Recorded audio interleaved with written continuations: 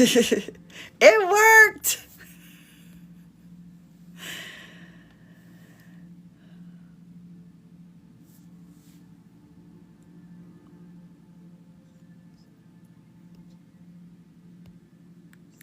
Hey, Samantha. It worked. So we're in right now. But hopefully he'll be able to. I know somebody did it before when they, oh yeah, all they have to do is request and then it comes up. Okay. All right, this is what I want. So this is unlike any live I've done before. I'm going to get comfortable in this chair. Okay.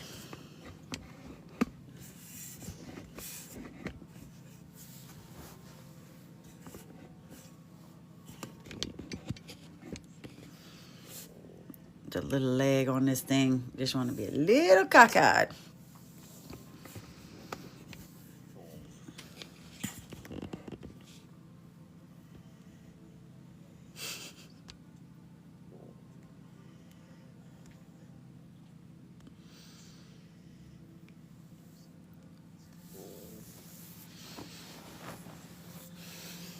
Oh yeah, that's good. That's what I want.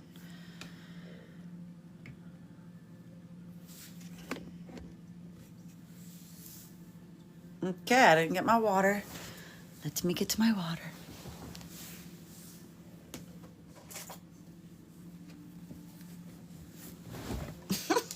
Just flop down.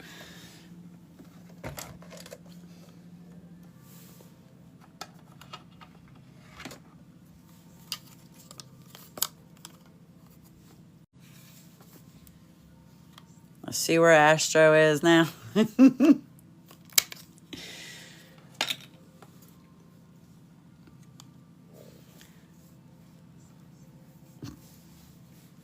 We're grounding. This is the grounding frequency.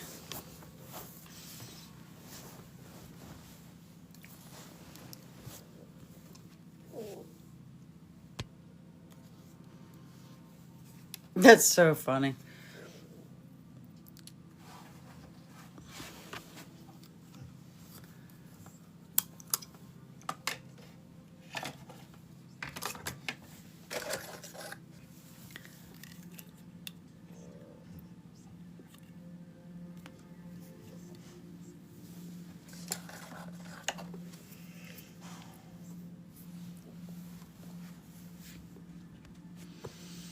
Hi, we restarted because Astro was showing me how to work something and it worked.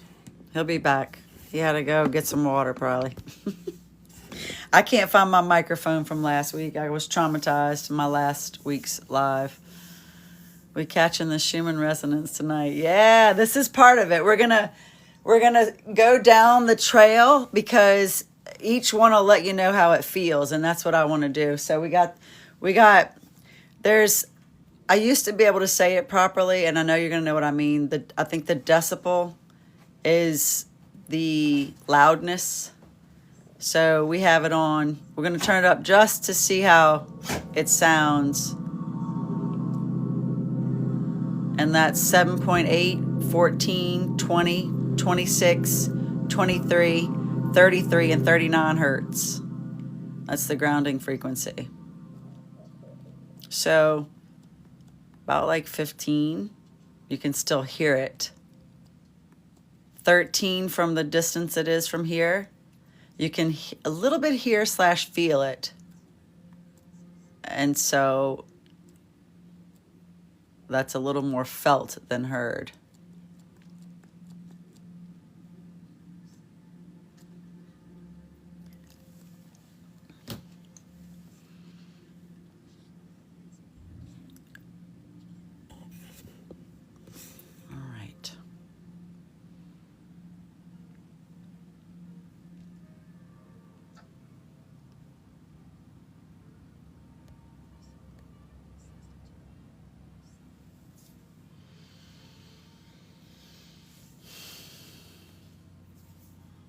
Decibels is volume. Thank you. That's what I thought. It's been a long time since I said that out loud.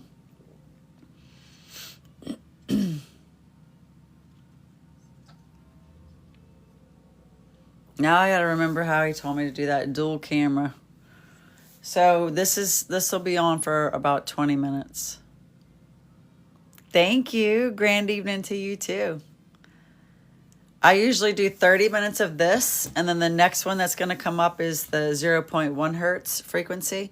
But this is the playlist that I put out for TikTok, for people on TikTok. So you can see it says the planets right there. So when you go to my bio, you click on my YouTube account and look for that, what that looks like. That is the playlist I created, which has all the planets. So this is that one, and then it goes down to, yeah, gratitude rules. You're awesome. Totally. That's been the number one thing.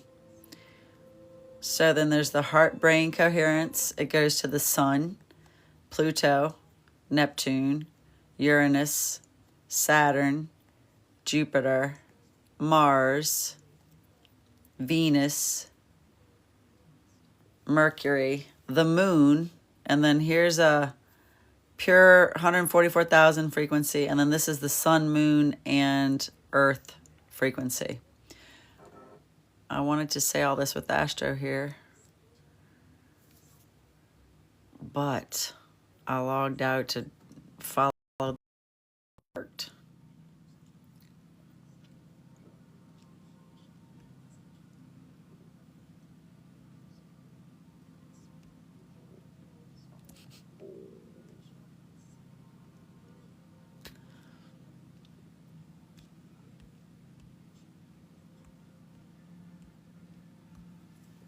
It doesn't say any, oh wait, it doesn't have to say that. All right.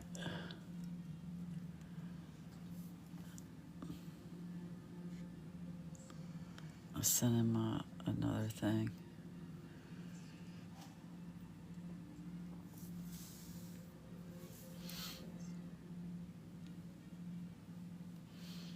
And there are other ones too on here, but this is the one that Astro and I are going to highlight tonight. Pending he comes on back here. Highlight tonight. Pending he comes on back here. Here.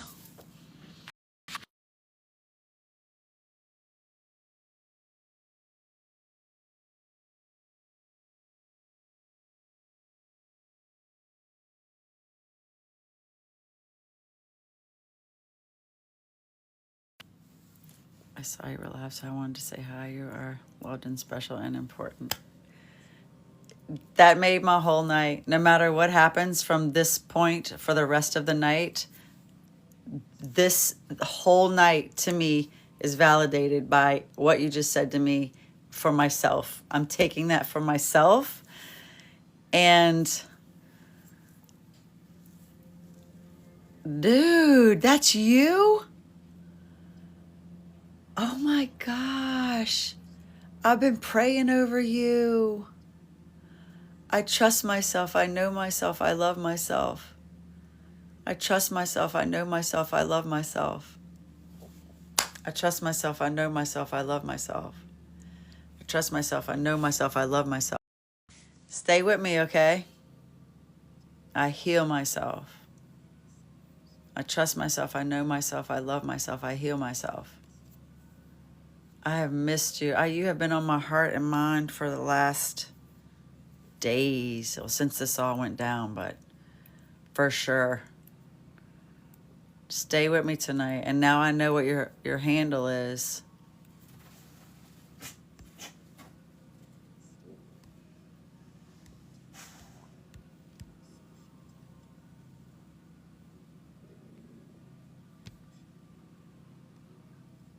Trying to do this. It won't let me click on your profile. I know how that goes. I totally know how that goes.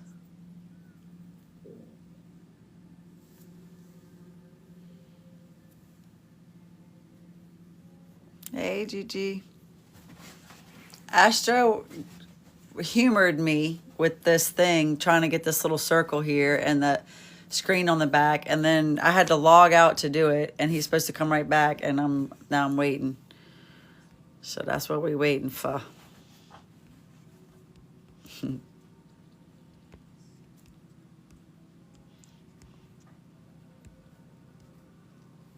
We'll give him a few more minutes.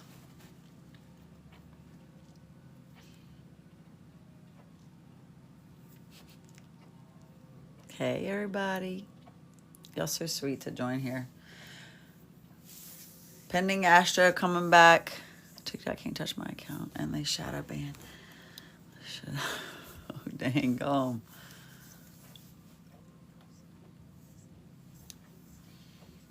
Yeah, you've definitely been on my heart. Karma quit.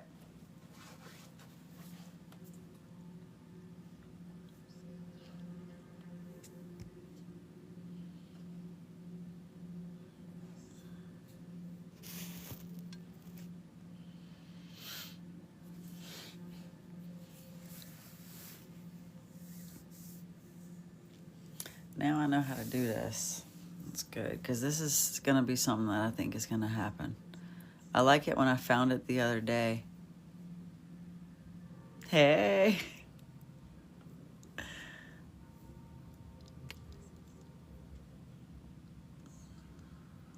I'm good. I feel great.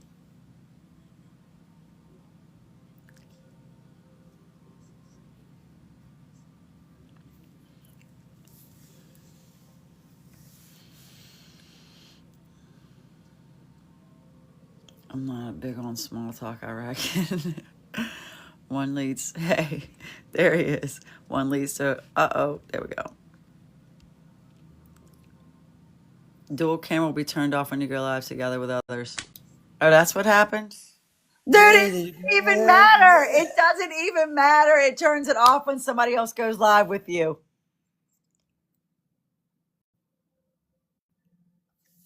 Did you hear me?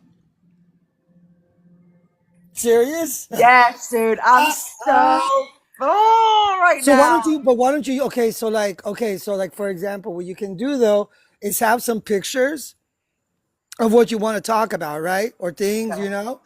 I'll You know, just like, turn it back and forth. Okay, so once I show you it here, yeah, I'll just flip it back to me. it make me small so I can see, right? You know how to do that? No, I don't need to do that, huh? We can keep it like this. Okay, no, okay. Look, it's up to, Yeah. okay. All right, go No, ahead. no, that's fine. I just wanted you to see. So, okay. So, okay, I'll flip the camera when I want to do it. Hmm. Okay, so that's what we'll do. Okay, how are you? Wait, let me turn you back. Okay, how are you? I'm actually doing great. You know, I was very, looking forward to this, and because, it's always exciting to have interactions with those that, want to resonate with you and what you talk about. Yeah, you're right. Does that make sense? Like it's kind of like a connection. It's a connection that even though around me, right, like, my brother South and my mother, right, like they connect with me in astrology. But remember, this is an individual journey. I'm lucky to have, at least in my house, a couple of households where it's allowed me to be myself, but it's taken time. It's taken a lot of time. And I tell people, have patience.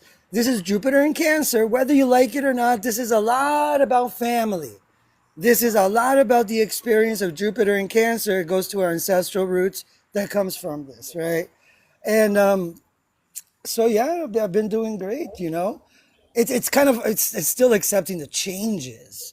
Like it's like fuck. It's like we have to surrender. There's no other choice. And I'm speaking of this candidly because it's where I am able to have such fucking faith in God right now, because like for me astrology has allowed me to see conditions that through time I'm able to journal down and see, well, okay, all right, you got this. I'll be there to, in the journey of the universe. And I'm great because see, you and few in my lives and others get this universal message. It's not about the astrology and the way that people perceive it, because the way that I use a north and a south node is like Vedic uses it, not like tropical.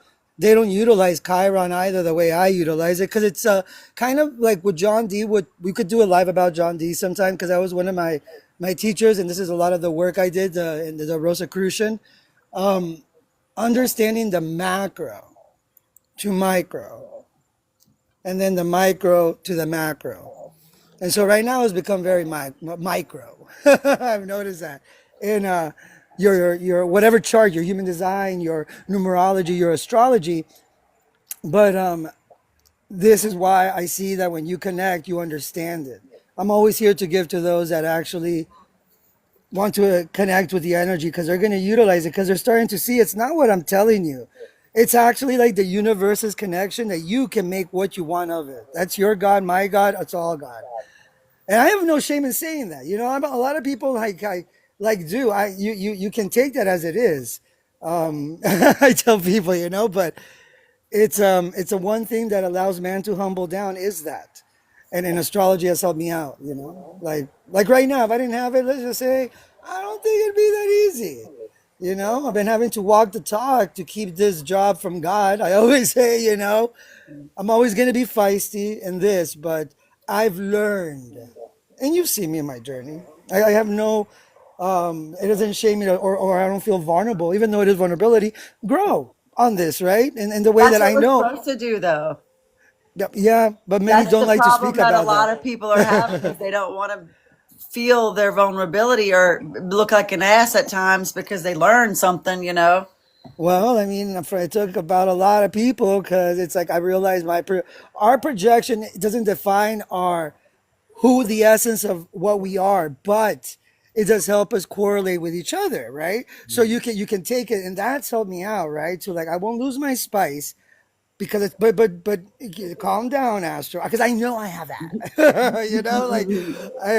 I the can't stand it beauty. when people tell me to calm down, dude.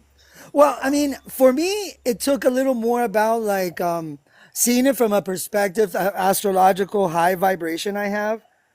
And that's what allowed me to make that change, right? My Mercury and Scorpio don't play. You've seen me on lives. I mean, and sometimes I just like unalive like the whole panel, and I get it, All right, So well, that brings me to this. So, but right before I got here, I was listening to Mercury.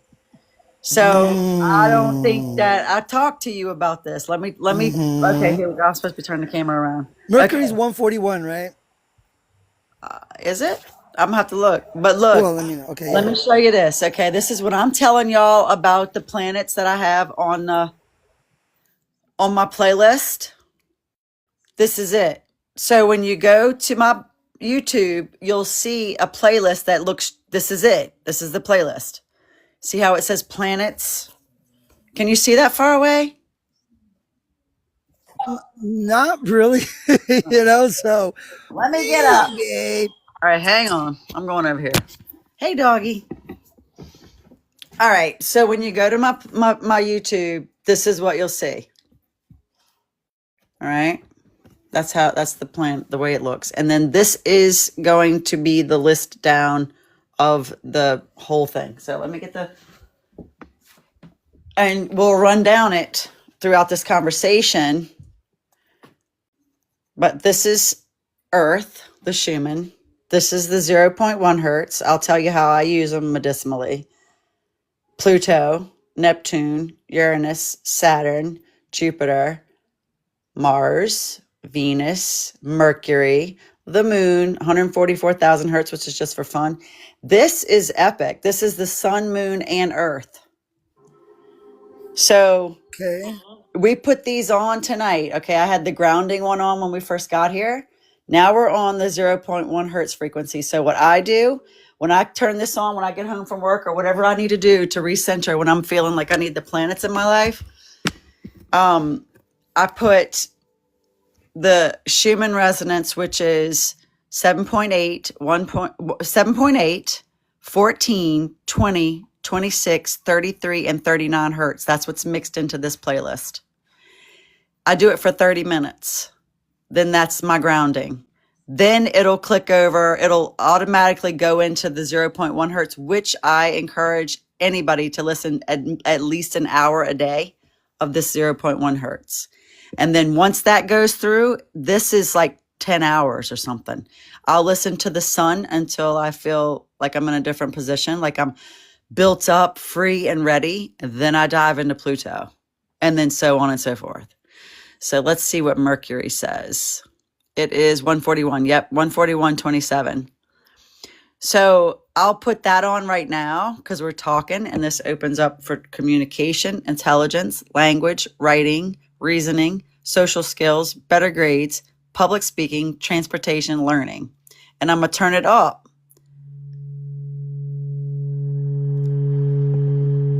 You hear that? I do. That's crazy. Dude, let's leave it there for a second and watch how you feel. I already feel it. And see where you feel it in your body. Clear your mind.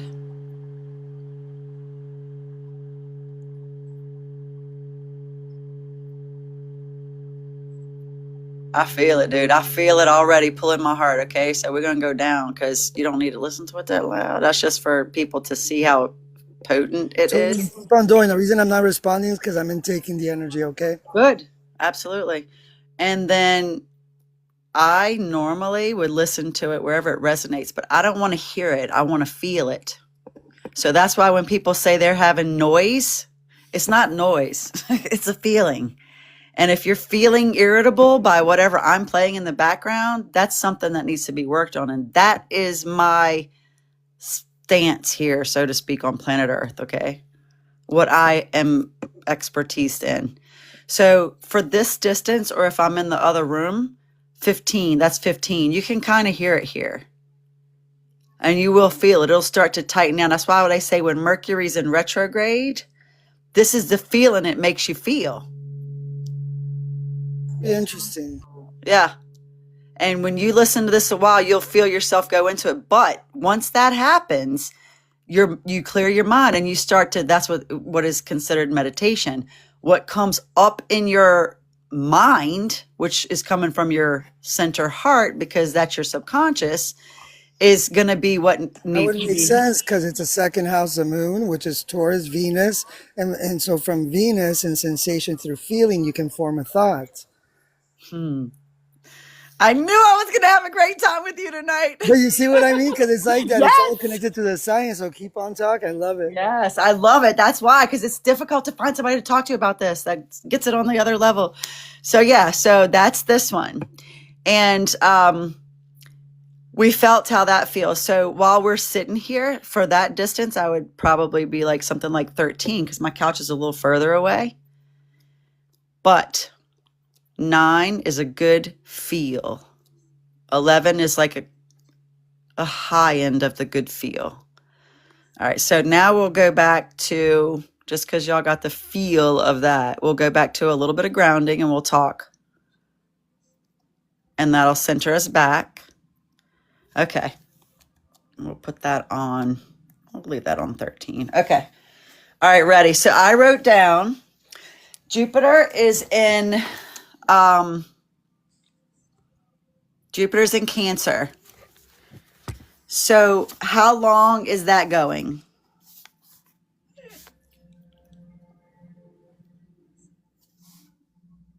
And how long has it been there?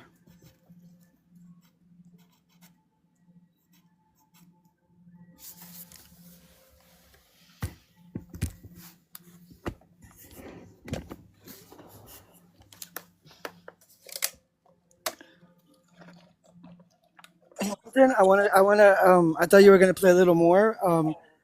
But I do like that of what Mercury's, because if you think about it, right, it's the mind, right? So the mind has such a control on Earth, right? For us as humans, more than anything, right? Even though our heart is what is the connection, where it's where to make it to the mind, right? Logic, intuition kind of energy way, right? And so right now Mercury's in Scorpio.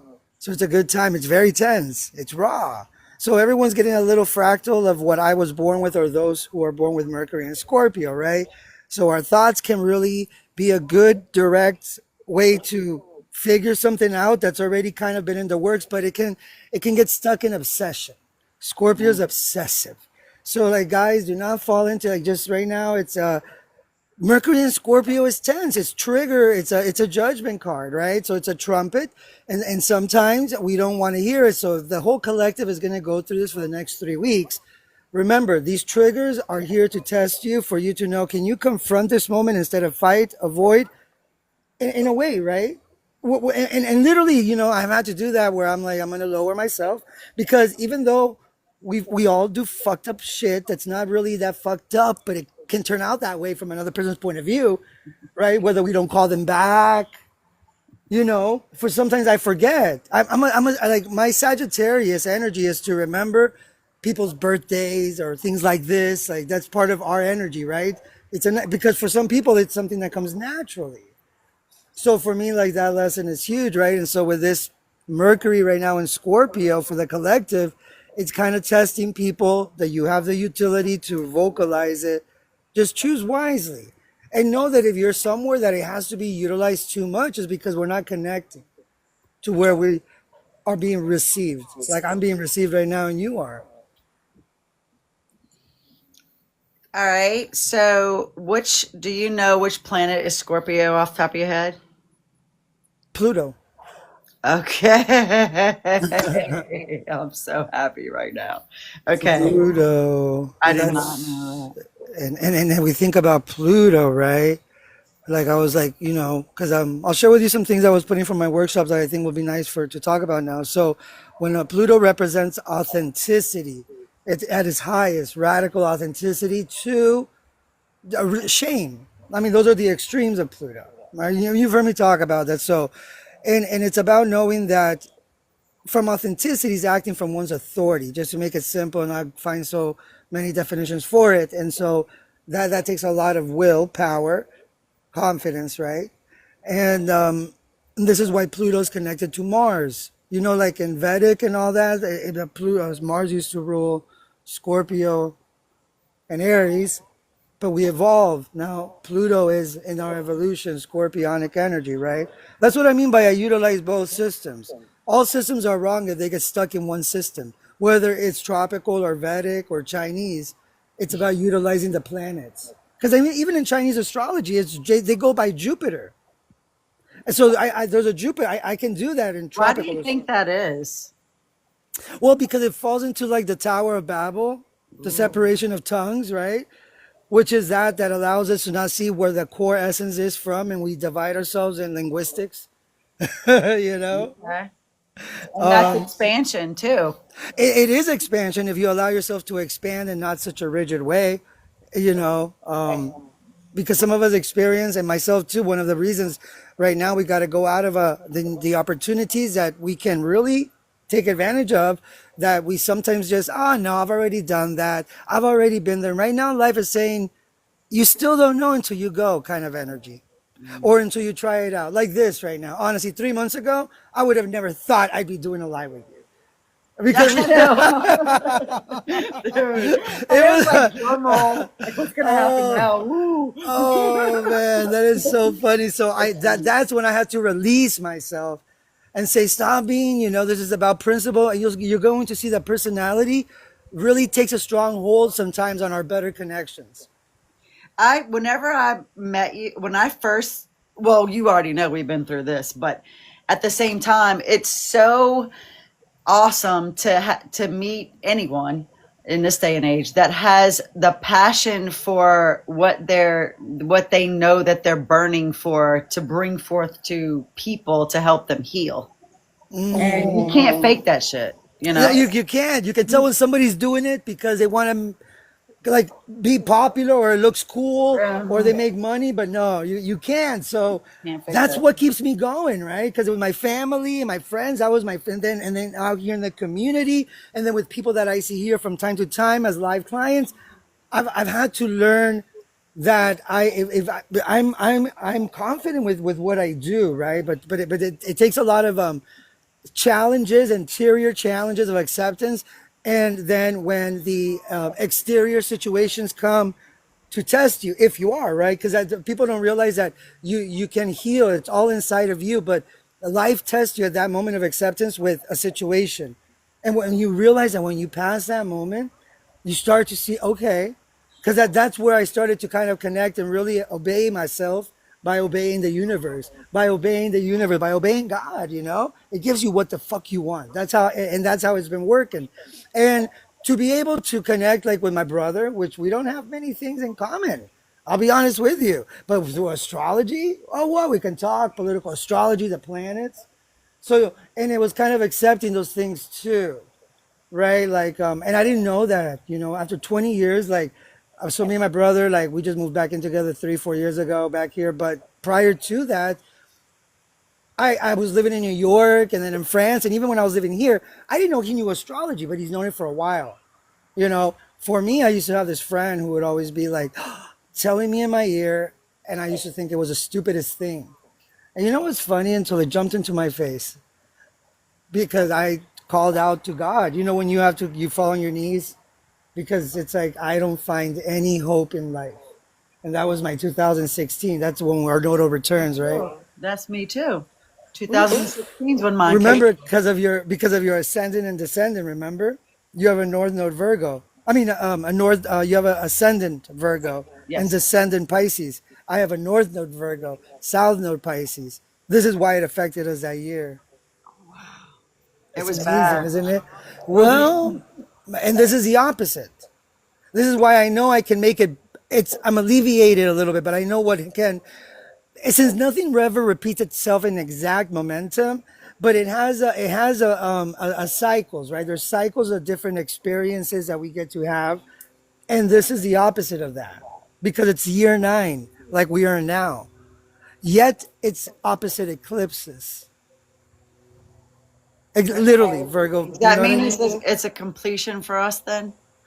It's a completion of our service that we put to that, well, that you had to kind of like put together. Life kind of force. It's like universe forces us, right? And then we put it, right. To be honest with you, God, if we don't really put ourselves together, but yeah, this is a completion of that cycle of service. It's where we got to give the away to a new that doesn't come in the pattern, analyzing schedule, routine that we are so used to putting together. That is so wholesome. It's actually right now something that people should be careful about reviving things that are already not there anymore. Like these are where like little things come back, whether an ex calls back or whether this happens or situations. That's how the universe tests you, and this is where people are like, "Oh my God, I knew it! Oh my God!" And but you can internally know, "Oh my God, he loves me! Oh my God!" Nope, not. And you're gonna see that, Tina, Okay. because this is no joke. This is also Jupiter square Chiron. This is like the ultimate not having your back. And it's not that people. Okay, so we got to really talk about this one in a little bit. I'm gonna get some water because, and then hopefully Sal can come in because I know it was like actually doing a course and he was gonna go watch some football with friends. But I know that Jupiter square Chiron. If you think about it, Jupiter is the one who took the poison arrow for sacrifice of saving his brother. And what happened was, since he's immortal, he has to live with that wound, right? And so we're born with these past wounds of Chiron that we're supposed to learn how to walk through them. As others see us do that, they're able to heal. So a lot of times we try to heal these wounds. And so Chiron is where we have the Chiron is where the victim is born in our charts. Victim. Yeah, it is our shaman, our ancient wisdom, but I always like to give the polarity, right? When a lot of us don't tap into this, wherever you want to know the victim lies, it's there, right? For me, for example, it's in my third house with my moon and Taurus. I'm victimized, right? Well, I'm not, but I'm going to just express it where it comes from, okay? Right. Through my mother, my siblings, and through what I speak about of astrology. Because the mom is a moon, third house is siblings, and then the third house is ancient wisdom of the past with Taurus.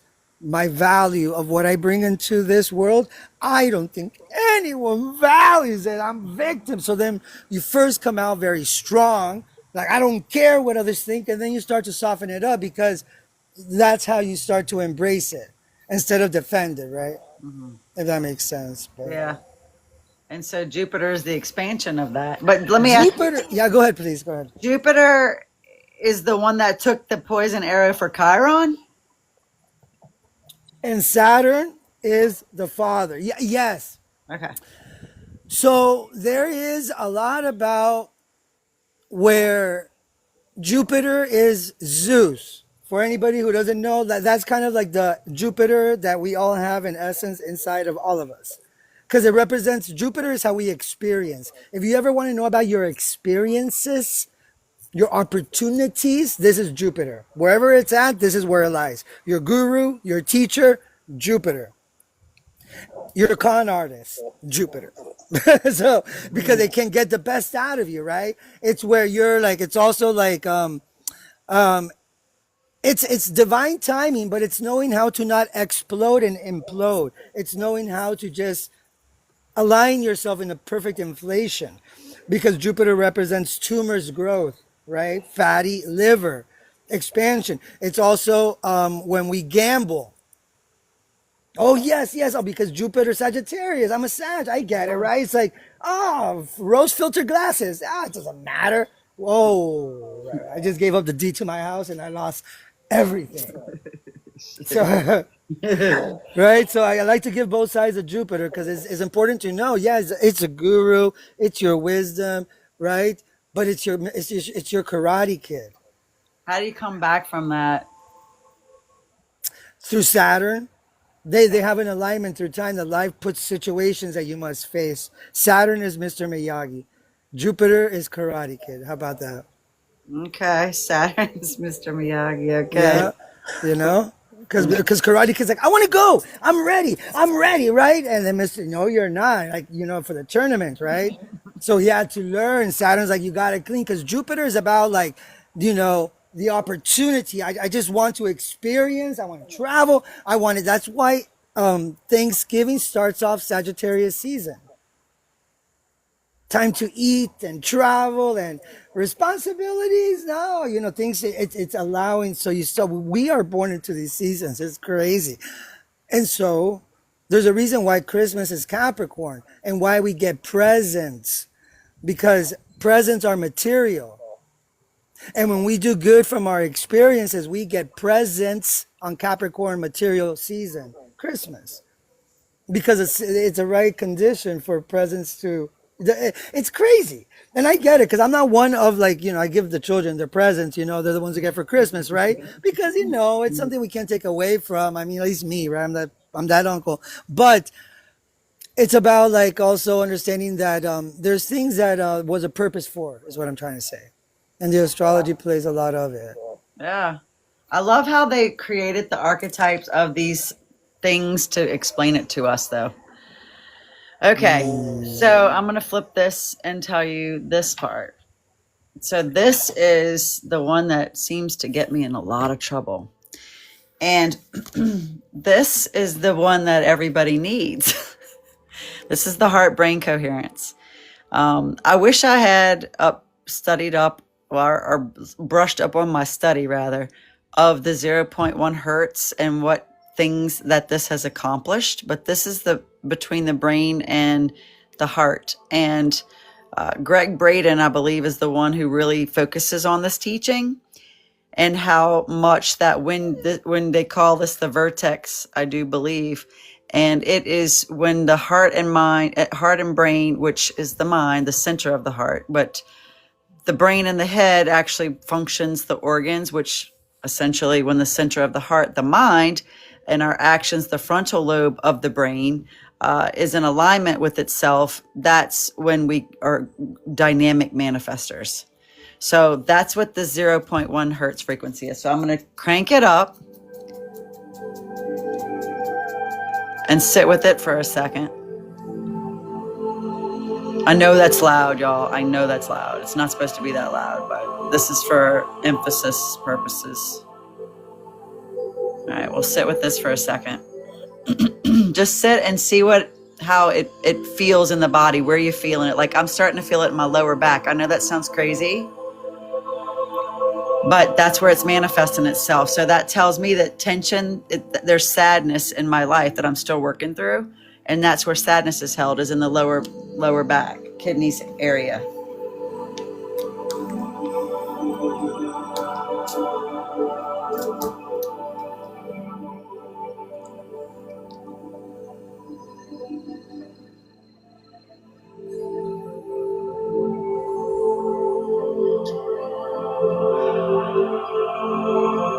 But after a couple of seconds, it's like a deep breath happens.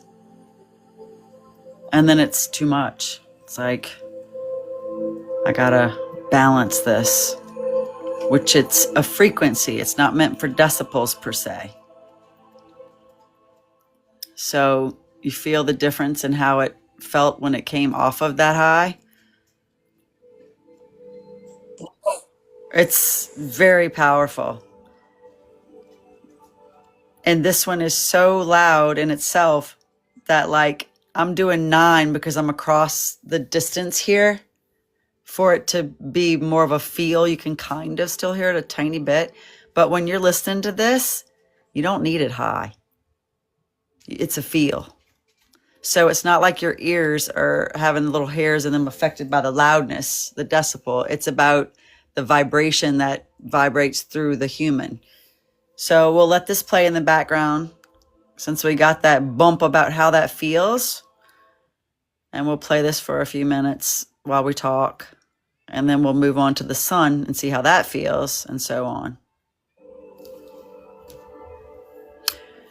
And I really do want to talk more about Jupiter and Cancer, because I heard that what Cancer needs is expansion, and that's the moon. So anything you have on that is really... We'll talk about that after. That sounds good. I got my notes. I'm writing them down. And then I also wrote down with the micro level, which is what we just did with that sound frequency. That's where the micro and macro, the micro is for humanity, is within themselves. And then the macro is how it manifests in society.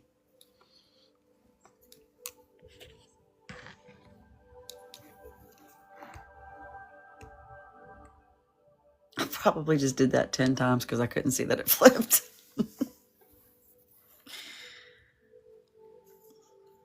I like that. Saturn the Father, Mr. Miyagi. That's one thing, because that's what Saturn is, right? Saturn wants you to win. So if he would have gone to the first tournament, he would have probably lost it, right? He would have probably completely lost Oh, yeah. the battle, right? So Mr. Miyagi, wax on, wax off, and Karate Kid's like, oh man, because that's what we have. Jupiter, we have this energy, right? So we have to learn how to not overly excess ourselves with it, right? We have to know the limits, right? That's why Jupiter and Jupiter and Venus, which are two benefics, right? Doesn't mean that the other ones are malefics, but they have tendencies. We have to really understand this part of it too, right? That when we have these two benefics, they can create, you're probably going to have abundance here, money, this and that, but it can really cost you in the long run, right? You're probably somebody that's extremely overweight or underweight or has a lot of, because it doesn't utilize how to know its purpose and value. It can become too much, right? It's knowing how to utilize these planets. And sometimes we all have a part in our life that's luck. Serious, even looks and all that have that. But it's knowing how to utilize them. It's knowing how to utilize your money if some have extra money. Seriously, right? But we all have it for a reason, and you can see it in the charts. But what was interesting that you were talking about this Jupiter, right, and all that. It's realizing that right now, Jupiter in Cancer, I think it's at 22, 23 degrees, or 20. It's at 24 degrees. It's squaring Chiron, which is in Aries, at 24 degrees. And this is before we get, I wanted to tell you, because this is going to be what's going to be affecting Jupiter. So, and what did you want me to tell you before that, though? No, this is a great role. This is what and then also I just want to mention I want to add in, so when you're talking, add in what degrees mean. So at some point, Okay, okay, okay, okay. I like to expand on that too. Yes. Okay. So, we're gonna talk a little bit about this Jupiter, and this is about like when we talk about like the guru, right? The guru, or we talk about our teacher, but right now it's teaching us where. This is about the lesson. That's the main thing. Jupiter is the lesson of the year because it goes through a year. That's why in Chinese astrology you have 12 years, 12 houses. Jupiter goes by sign per year, right? So when we understand this, that Jupiter right now in Cancer, the lesson is, and also a lot of our ancestral, our roots, a lot of things that we have abilities of cutting right now, and cutting them by facing situations that are going to come. That's the only way. And then you know if you actually worked out through it in the situation, because you know things don't come back. Trauma doesn't come back. You can diminish it. It's a progress. You know, I get that as myself working through it. It's but it's a beautiful like evolutionary process. You know, but it doesn't live in the past. That's one thing I've learned. It doesn't hold weight. There's too much weight in trauma. So it gets stuck in this time still like that is with you, you know? And we'll go into that next week if you want to talk about that more deeper Pluto and trauma. I think this would do very good and with the stuff I've been putting together for like months already. I So with think Jupiter, it's really important right now in this turning that this is happening and that you're on your game with it, because this is what humanity needs right now. oh, that feels so nice. Thank you for saying that. And you're the second person too. And it's crazy because like I got some compliments from family this weekend that sometimes I don't really get because sometimes you know how we can get, right? Like, but that's what I mean. Life is like you'll get it, right? So real quick, remember that this it's not a gentle aspect. And it's about to hit peak by tomorrow. It's already feeling it, okay? So this is like the wound, like Chiron in Aries is like the wound of the existence of itself, right? Like not knowing where having the confidence to be yourself. Like that pink Cadillac in a Mercedes Benz dealership of chrome colored cars, and you're that pink Cadillac that's off, but you have to. Can you drive? You know that, and I get that, but we got to learn how to kind of now. Okay, this is something that's testing me. So it's testing a lot of people in their confidence. And this is what we're getting with Jupiter and Cancer. So we're not going to go off. And so this is testing us also with the confidence. We're not good enough. Oh, I've already done this. What was I thinking? Like these moments of ups and downs. Jupiter and Cancer is very bipolar. Okay. It's like, oh, so it's like these moments where you're calm and zen. And then all of a sudden you have like 2 hours later, you're in a different whole scene because something came up, situation called about, was a word called out, this happened, or your daughter, things just are just happening, right? Because they're testing us if we can you work through these changes that the universe throws your way right now? And I'm telling you, we're able to. So Chiron is also right. Do I have the right to be? So this is carrying ancestral childhood imprinting that realize, you know, you don't have to have a lot of there's a lot of rejection that people are feeling really vulnerable for. But it's where you remember rejection is your best protection. I mean, like that goes a long way. It's helped me. When I know that sometimes I'm not everybody's cup of tea in the spiritual community. I've learned it through astrology. It's helped me out. Rejection is your best protection because then we want. I'm a loner. No, A yeah, reason. yeah. I like that For a about you. reason. I like that about you because you're a loner, but you're not. But you're connecting, which is important. Because I'm what do you call it? Quality Yeah, yeah, versus you are. quantity. Like I Yep. can't stand my inner, because when I was a little kid and I was in it, and these are people that's supposed to love me, and learning then I had to forgive them because they had their own set of wounds, you know. But not as an adult. I don't have to do that shit. No, you don't. It's funny. And Out of like all the case studies I've done with Cancer moons, as my father's a Cancer moon, and like I like my friend Nancy a lot, right? There's always this trauma that's carried from the past, from the nurturing aspect, right? Whether it's a mother, father, or both. right?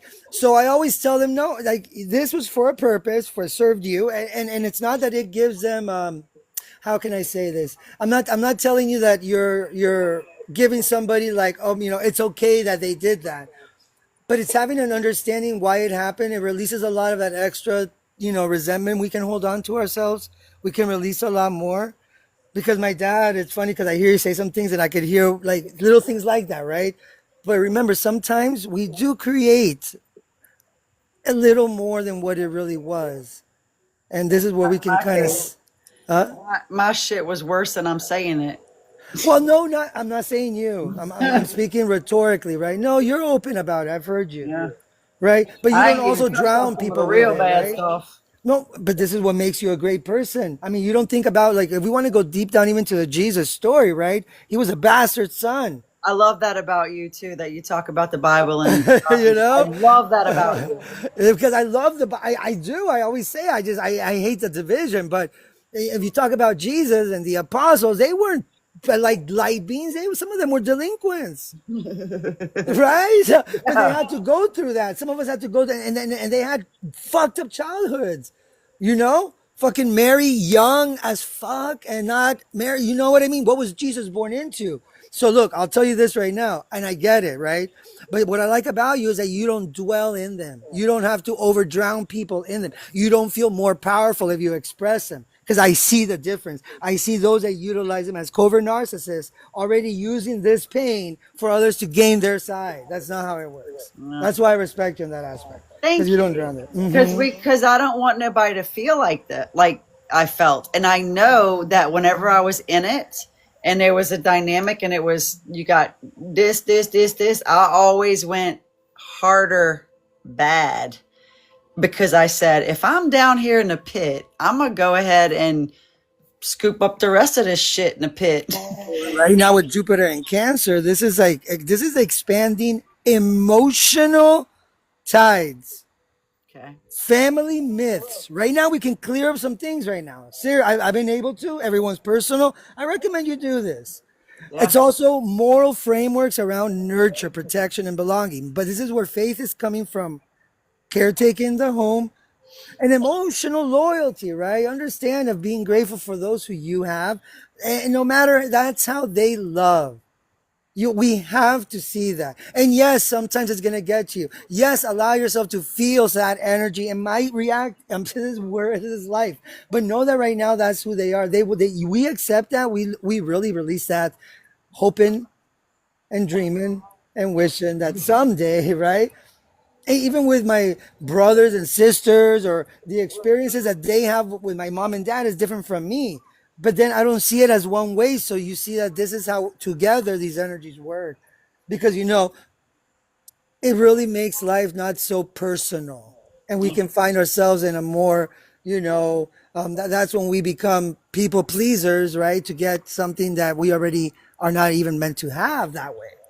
Sometimes you have a better connection with a parent through, moments of, separation and then connection. Sometimes you have more consistency with some children. Sometimes you have, because that's how it works. Like, you know what I mean? Like my brother and my mom have great conversations with me and my mom. We have good connections when we're doing our practices. But then when it gets too long in conversations, I become argumentative, right? But then I've learned how to connect, but not with everyone though. It's learning who do you have more frequency and connection of expression with.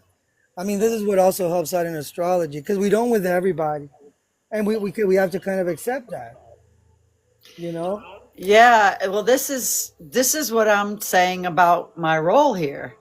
Whenever and that's why I love the season that we're in. Really, I love it because I I know that love Libra season. I need expansion about this too. But when I went into the trenches and decided I was going to experience all what I could experience so that when I came out, because I knew I was going to heal, that I would be able to say, this is how this works. This is how this had to work. This is what happened. This is the experience. And bringing that empirically studied information to the table and having it recognized by people who really need it, not people who are just judging it to say whatever they want to say about it. I'm in tune with that. because I don't want anyone on the planet to continue in their trauma that they're not able to come out of because they don't have the tools or the resources or the gift that I have, to pull it through with the intellect and the knowledge, the passion. So it's a real gift. I mean, it was hell to get here, but it's Well, still a real gift. yeah. I mean, I thought I would have had my studio by now, right? But at least I know I've been growing. So like when I started astrology 2018 19, that's when I started to connect back with my family again. But it was when I started working, right? When Jupiter entered Aries in 2022 of the springtime. This is when I started to work as astrotherapist because I jumped on the timeline, which Jupiter is about to start it up, and this is what we're going to experience. So, it's been what already like 3 years and 9 months, right? I would have never thought that. With my brother, been working almost 2 years, but on my own 3 years, right? And I had to like really sacrifice everything. My car, which I was just saving up for, right? Because I had to sacrifice and have some budget in order to do this because I knew I had to invest in myself. No one's gonna pay for my readings if they don't know who I am. So it took a lot of that, right? And but what I love about it is that shit, like the universe just keeps on giving whenever I just go live and express without having to sell myself. You know what I mean? Like, Yeah. like that's why Jesus went to the church. Don't sell there. Like, I don't go and sell like $25 readings here. Like I don't do that shit. I might go collaborate with somebody and do that, right? Or I might put, like book a reading or stuff like that to connect, but I know that comes, right? Because right now, if we're fixated on the money making, we're gonna fall short. You were Because saying something about that, about the talk about that part with the money being. I could be totally wrong about what I'm about to say, but this is what I heard, but it might not have been you. Something about money being the god or the energy of, or some kind of, or the devil. I don't know no, what. no, it's okay. So money is just an expression of value because you can have resources, right? So we think of Jesus, Buddha, and many of these prophets who served, they had everything given to them when they gave their services, like a room and board, to make it simple. And guess what? At the end of the day, is because they knew their value. Jesus knew his value. He wasn't just going to go there and have to, he knew his value. He was served. People served him. He didn't get a paycheck, but it's like having that around you right now, right? Because those resources. It's about giving you to understand. Give him this day, this daily bread. Yeah, Does that make sense? yeah, Because I like it. okay, because like right now, like it's like if I would have thought about money, Tina, I'm a good astrologer. You already seen it. I could drop everybody like it's hot and go prostitute myself and make easy $500 like that. Pa. You know that? It's tempting. I'm not gonna lie because I know I'm good. I can do this. But I know that how it comes, it's important because it's like this astrology is more than just the money. The money's here to miss, like, we're here to be comfortable. And I'm starting to get there, right? After, like it's been a year now that it's been building up, but it took a really long time. But that consistency, I told you, if it wasn't for the universe giving me these, the verification, the faith that, look, it's happening. And so right now you're on spot. You're connected. You're protected. You don't need to overprotect yourself. I want to share that you are right now. See that this Jupiter in Cancer is also creating like excessive for people. Like I have to protect myself, right? Like this is about knowing your sacred boundaries through the interior work that you do, right? But if we put too much block right now, we're missing out on the opportunities during this moment that everything is settled. That's why it's delays.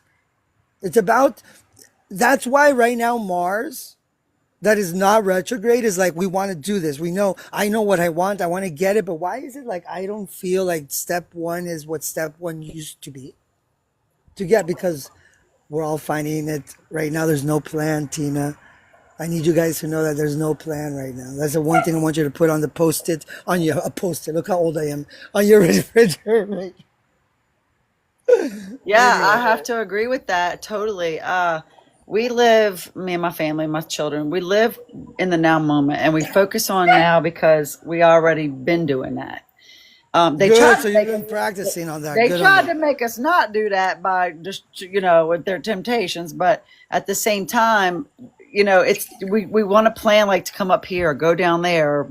Or to a job, or to even get a job. Like there's Anything. not even a plan for that right now. This is another thing, Tina. People in the jobs, right? And it's gonna even get like it's about to enhance, right? There's jobs that are coming through innovation, but the universe, if you think about it, God's taken away anything that's making you miserable. It's making you face it. Yay. I'll just leave it like that to make it simple. Yay. Okay. And so if your job doesn't meet your heart, right? What's going to happen, there's going to be intervals within it and even within yourself of, lack of inspiration and motivation can also unalive a person. It bored to death. Yeah. And so, like, there was a time during Pluto and Capricorn, and we had a lot of Capricorn energy in the past couple of years. But this year has been the year of releasing that. That there's no plan to get it done. This is not about the same impressions of what the world was. And this is literally about if the job doesn't connect to your, you know, divine expression. How do I know if that is? Does it still motivate you and does it still inspire you? That's the easiest way I could say it. Because right now it goes to those extremes. And so there's going to be mass layoffs and things. You're going to see this, but there's things that are coming that are connected to something better. But as long as I always say this is a message, as long as you feel that, because the universe is giving you opportunities. If I didn't think that opportunity was real, I wouldn't be almost here more than 3 years, Tina, doing this over and over and over, but it's been growing. I guess that's what faith is all about. You know what I mean? So it's kind of hard. I get it. But I'm still sending that message because we still have this chance. Because next year, there's no opportunity for that. You're going to have to really work harder than you would ever have to just put yourself out there. So tell me about, oh, wow. So this year is okay, two things on this question. One is about the shedding, the finalizing of shedding from the year of the snake. And then next year is supposed to be hard. And No, why? okay, so this year is where from 2024 around November, when Pluto finally entered Aquarius and never back into Capricorn in our lives, this is the beginning of what we've been feeling. And the connections that are happening are going to be where collective trauma is going to be put in networks. Meaning that wherever you're at, you're going to have to release, right? So this year has been a lot about South Node Virgo. The Virgo energy is out of order. Meaning anything that has to do with what you know about Virgo is right now the negative effect of it. Micromanaging, schedule, details. It has to be this way. Those things are what's exhausting us and really not allowing us to have a pleasant night's sleep. Because it's about this release right now. And I have a lot of Virgo in my chart, so I get it. So I'm expressing what this year was about, understanding the release of surrender, to know that overanalyzing and really trying to put things in a way that have always worked. And this time it's just like, it seems like it's almost about to, but every time it does, nothing gets put together, nothing gets accomplished. And so right now, South Node Virgo is reminding us we have to let go of anything of the 9 to 5 mentality. And so by next year, when the nodes change, but before all that, we have Neptune going back into Pisces on October 22nd. And then we have Uranus going back into Taurus on November 22nd. Okay, look, I'm writing this down, so I missed one. Uranus and Taurus, November 22nd. And what was the October 22nd? Neptune back into Pisces. Okay, got it. This is why I'm giving you the explanation of why it's going to be, because we're going to go back one last time and we're starting to feel it. Because for the summer, we've been feeling the fire of Neptune and Aries, the spiritual fire. This is where we're going to go back into those waters. And instead of, going against the current, we should be able to navigate ourselves in these moments where we are about to see a massive expression, projection of collective shadows that no longer will be passing through when Neptune next year goes into Aries. In our lives and everyone else's lives. we have to read that, and that's one of the things where I was trying to tell you guys about this regression of Neptune is very important to know, because it's about realizing like this is a flooding. You don't want to flood the boundaries that you've been putting up together this year. What you've been doing from April, May, June, July, things that are okay. Remember, we're not there yet. You didn't get to where you thought you were going. Chill the fuck out. You're going to get there. Because I was telling people since March, I was like, look, in September, shit's about to get real.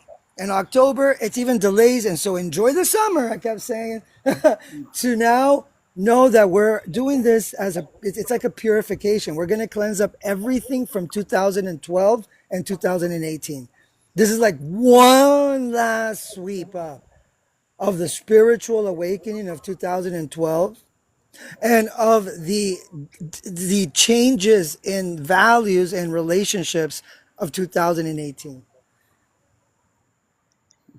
Please, yeah, those 2 dates are going to help you out for the rest of the year, and you will see it because it's going to come back, right, in ways that you're going to be like, oh my God, this was from earlier. I mean, like, this is where you're going to see them, right? So I'm giving you guys this little like gift because and then when you see this, it's like you have the power now, the power to even say, I can participate better in this if I allow myself to know this isn't from anything with past grudge, right? It just needed to be settled because some things life puts aside because you weren't ready then.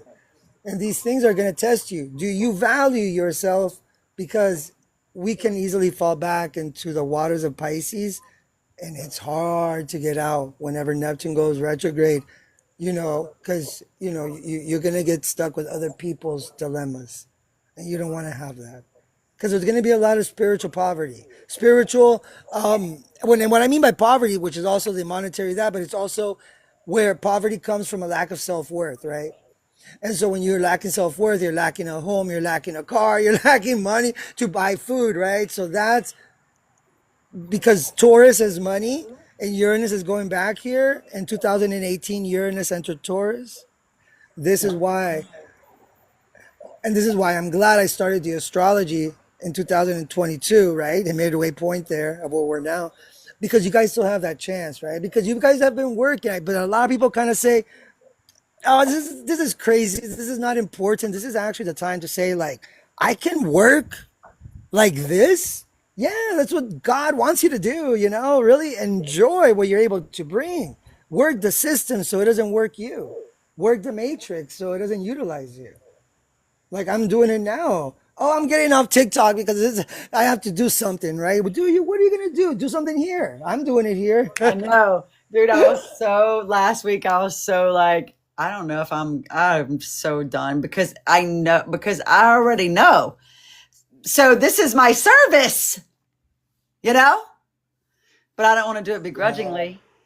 No, there's that. Okay, so you can, adding the vibe, like making it your own, literally right now, like from what you know, right? I'm Have having a hard time because I know that from what I've learned that I don't have a problem with if somebody comes to my table and they turn around and take a crap at my table, that I don't want them there. That's how I feel about it. But societal, because we're not quite at that pivot where people are that we're getting there, where an individual will decide, because people stick with me, because the group think is still in a heavy activity. So that's that little tiptoe right now. Because I'm the same. I've been the same. Pisces. Okay. Pisces, collective awakening. Collective, which is really in the beginning, collective disturbance that brings awakening to a belonging. How do I, because see, the reason it was 2012, because I like to tell people not what I read, let me break it down to why people wrote about this. Because it's a precision of the axis that changed in 2012. Polaris, the North Star, Regulus, went from 29 degrees of 59 minutes and 59 seconds Leo to 0 degrees, 0 seconds, and 0 minutes of Virgo. Like the shift, right? And it changes every 2,150 years, Tina. So this is why it was important, not because it was about the numbers, it was because of the alignment. And so then that year was huge into where we're ending this is Neptune, the awakening, the yoga, all the stuff that started to come out, the media's massive control of where indoctrination began at the same time of the spiritual movement that got its hype forward. And what people didn't realize that the movement got also hijacked just like astrology and everything else. How? Well, by letting your ego die. It's not about letting it die. It's about sometimes saying like right now the universe is kind of putting everybody's ego in check. It's an audit. I cannot stop that because when I need to be, it's an audit, period. Yeah. This is where right now our fucking ego has been dropped by FedEx 1,000 times. It's broken. It's shattered, right? It's like we can't take anymore. Well, I mean, and this is something I wanted to bring up about that because we can't, like when Neptune goes back into Pisces, this is about we can't control the water. This is going to be the realization where we're going to start to see that forgiveness is the only way. And what I mean by that, you don't have to forget. But you know what? By God, is it that worth it? Do you love yourself to not get what the universe is giving you?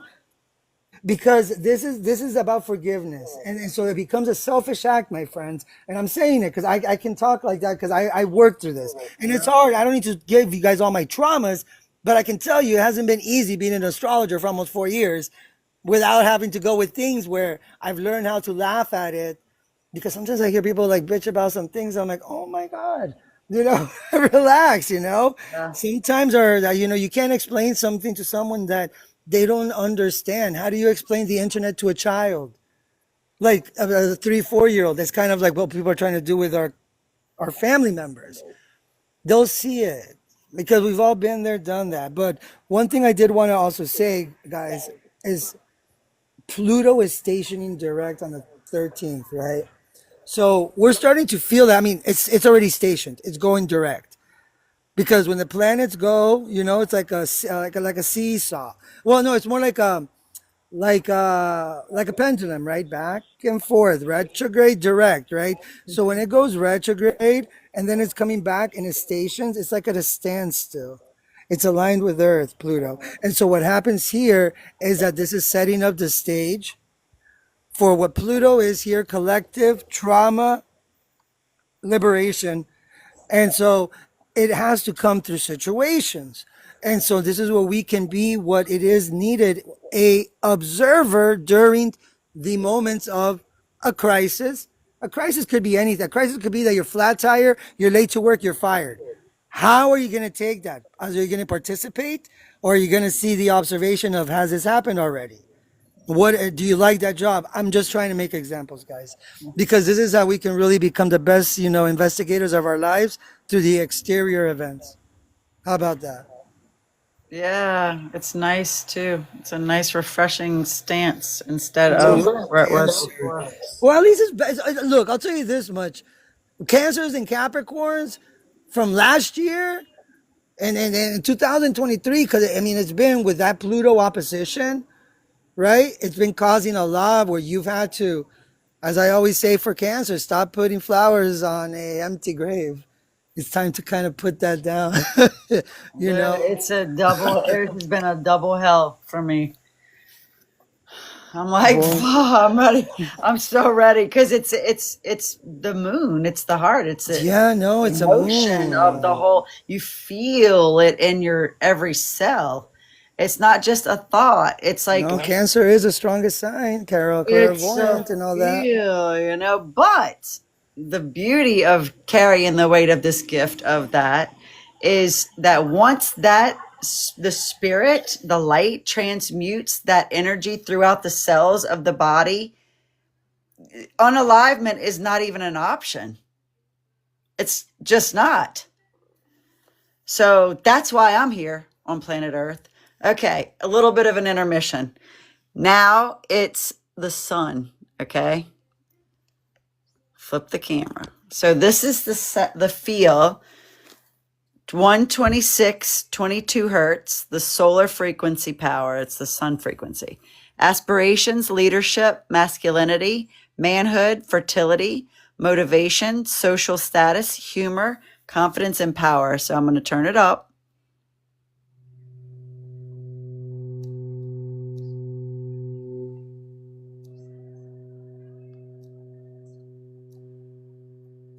Let's sit with it for just a minute.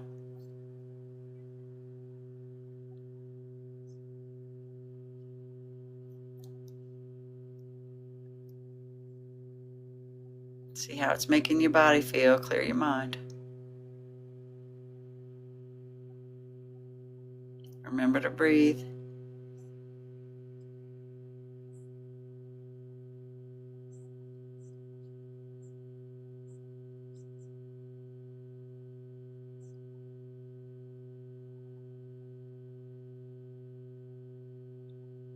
Relax your heart.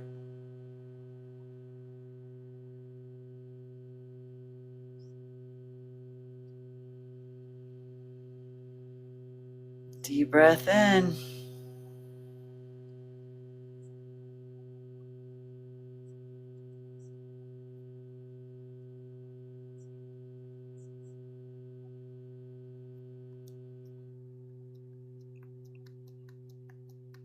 That's a warm frequency.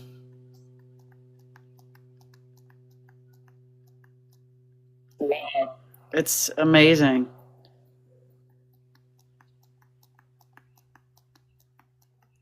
And of course, not necessary to listen to that loud.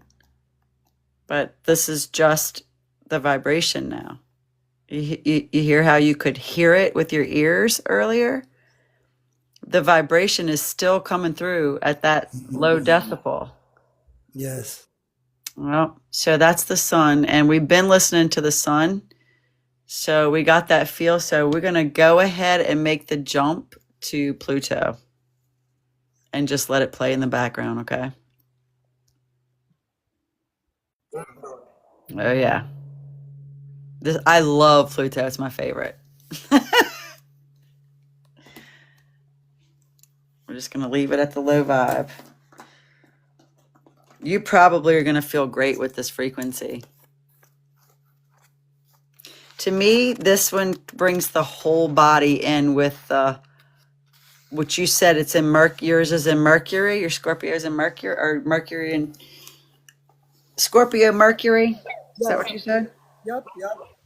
Yeah, that's gonna, because that to me, Mercury is the throat chakra. Yep. Me, yeah, and feel it in the center of my heart, like my confidence. Like I want to say it, not just from the solar plexus, but the part of the self that says you gotta say it.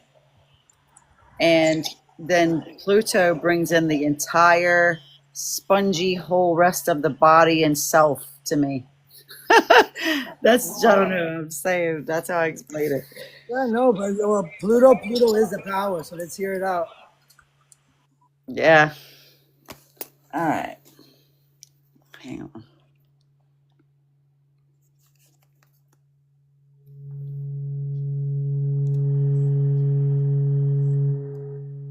I'm sure my neighbors are getting healed right now too. They're used to this. Not this loud, but I'm feeling it now.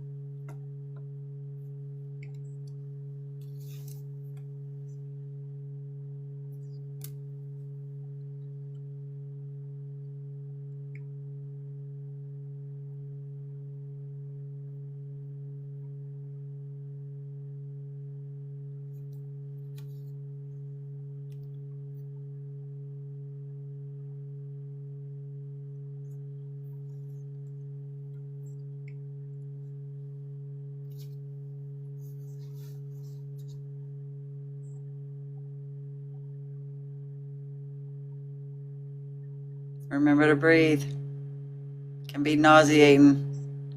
Breathe through that. That's opening up that center. Might be feeling it behind your eyes too. Breathe into it.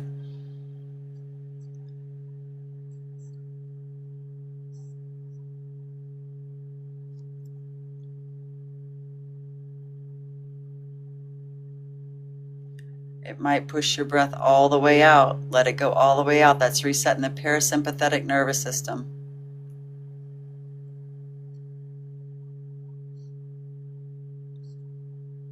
And remember to breathe.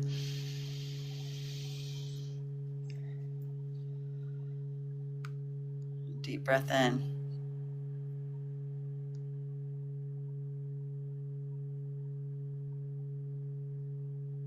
Open your heart. All right. So that's a good feel of that. Survival and regeneration, power over groups, superiority, unconscious powers, radical transformation. It says it again, unconscious powers. I think it's funny it says it again. Working with hierarchy, money and power, occult and magic, deepest, darkest desires.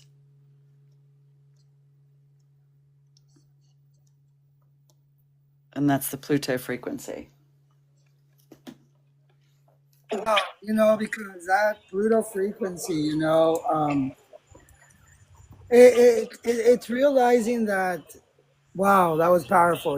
I mean, Pluto is powerful, and by the end of the day, right? It allows us to know how to know how to burn off what's false, right? So that, I guess that would help you out, right? Because Pluto is it's radical authenticity, right? And I guess that would be good to utilize the psyche to face what's really beneath conditioning. Wow. Pluto, because Pluto does connect to a parasympathetic system too, as you were saying. And like I said, it's all connected if you know what you're talking about. That's right.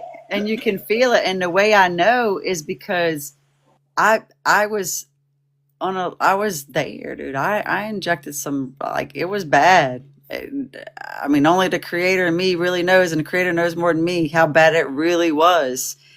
And I was pretty much like coming back from unalivement in its entirety, but not just like I lost it and then I came back. It was like I injected stuff that ran through my system, my brain, my nervous system, my cells, my tissue, like everything. And my conscious awareness of the ability to seek out something to help me live is what I did. And this is where the universe led me to the frequency healing.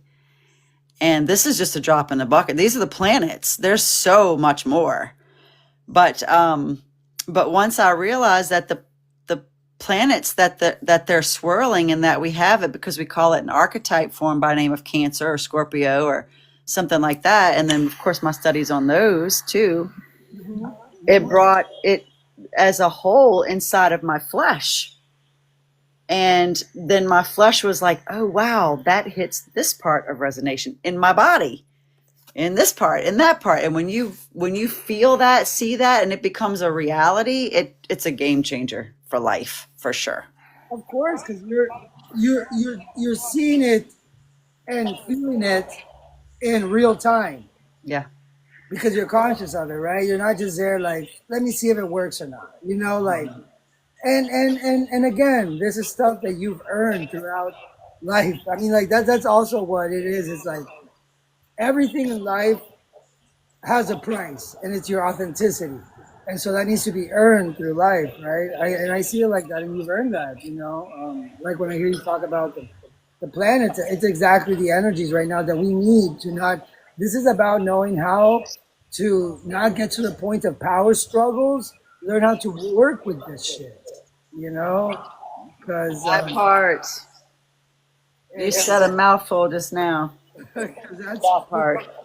Pluto is going to create, and it's about to become, it's about to get personal. This is what fears me, the collective right now, right? So I'm already aware of this, right? So I know that there's going to be moments, even in this community and stuff, that I'm gonna be like, okay, they're just finding an outlet because they didn't put it out there when they had so many opportunities and situations that came about.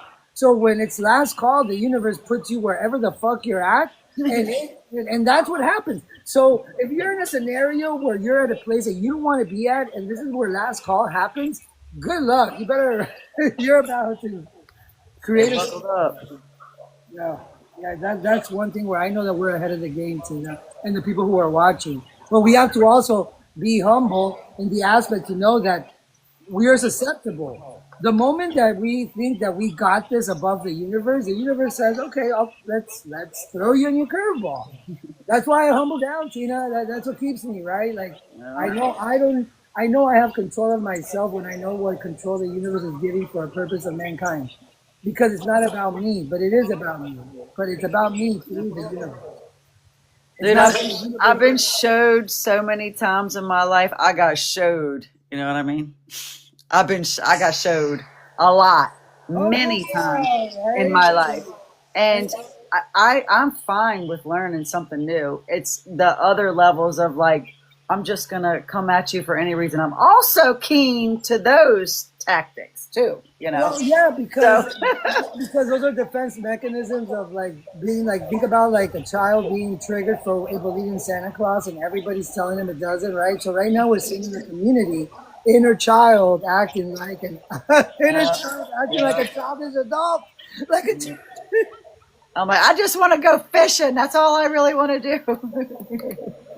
and I always tell people like what we can really start journaling what's holding you back, for little things, right? And then 'cause sometimes we don't put that as acknowledgement throughout our day until we read it during the nighttime. There's a reason why nighttime, right? When we get to like sunset Libra is right before we get to Scorpio, right? And so the sun is about to go underneath, and so this energy during this time is when we activate ourselves to the process of the day. So we get thoughts, right? Like that during the day didn't come about. We can also align our biological clock, which is beautiful. So much you can talk about astrology, right? Like just alone, like this Pluto that we're gonna feel on October 13th, and I'm gonna keep saying it. So like, it's not about having fear, but have awareness that if you are going through this moment with hurdles and turbulences, these are positive situations that need your expression. Because right now, people are really trying to hold a smooth sequence that is so monotone and lack of inspiration, holding the peace, and this is exhausting. Life wants you to know you can live in a little bit of like, you know, turbulence, uh, a little bit of shakeup. Can you allow yourself to see the beauty in what ruined your perfect day? Kind of energy. Yeah. I've had to do that. I mean, like I have a lot of Virgo in my chart. Like I'm the kind of person that wakes up and does this and do this. I clean the house in the morning. I have this done, and this is where I've had to just say it'll get clean when it does, and I'll do it. I'm not gonna exhaust myself right now because life is making life like the universe is creating a messy life for a creative expression. To find freedom is through chaos. This is where we have to learn how to thrive in chaos, not die in chaos. Chaos is not the annihilation. It's the point of finding the freedom for the order that's about to come. And you don't want to be trying to find freedom when order starts to align next year. You know, I finally was able to watch the Book of Eli all the way through. I've tried to watch it for years and have not been able to. But 2 days ago or yesterday, I'm somewhere in time. I was able to watch it all the way through, and whenever he started, okay, so I don't want to give away the movie not that everybody hasn't seen it, but the part about the creation of Earth and how it started as a void and then there was let there be light. I totally resonate with that part.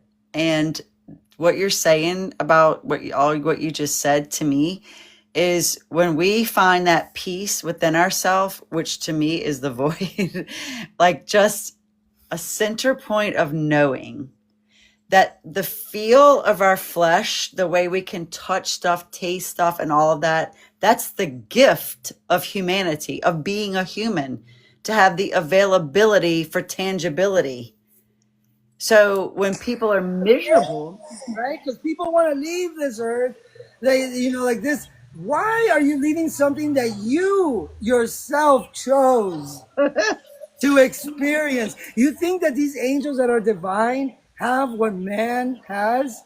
No, they need man in order to experience it. That's what I see. As God needs man and man needs God to be on earth. Period. That's that. Oh, you just said it, These yes, chills. Because I don't think people see this energy. I think they're still stuck as where the archetypes and are representations of you.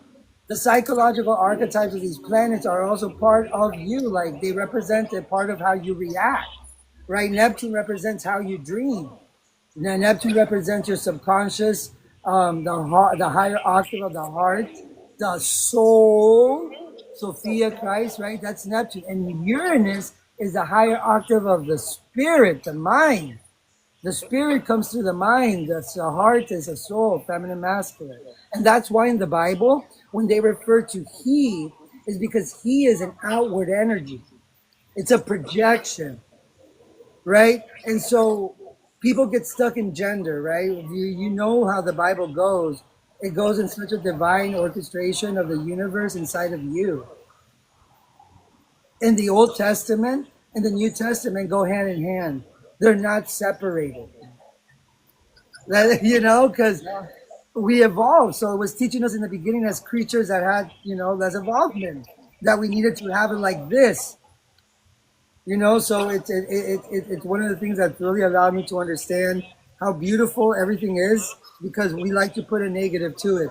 Oh, the Bible is like, so when I hear people talk like this, I get why they're doing it, because it's been part of the indoctrination for you to hate this, because the reality is that there's more than you would even know in that, and I see it like that, and people don't understand it as an astrologer. How I believe in God. I'm like, what the fuck does that even mean? It's because most of these astrologers have become analytical and they memorize it, but they don't get the essence. Like I'm speaking to you. Yeah, that's another part of your spirit I love about your spirit is that part.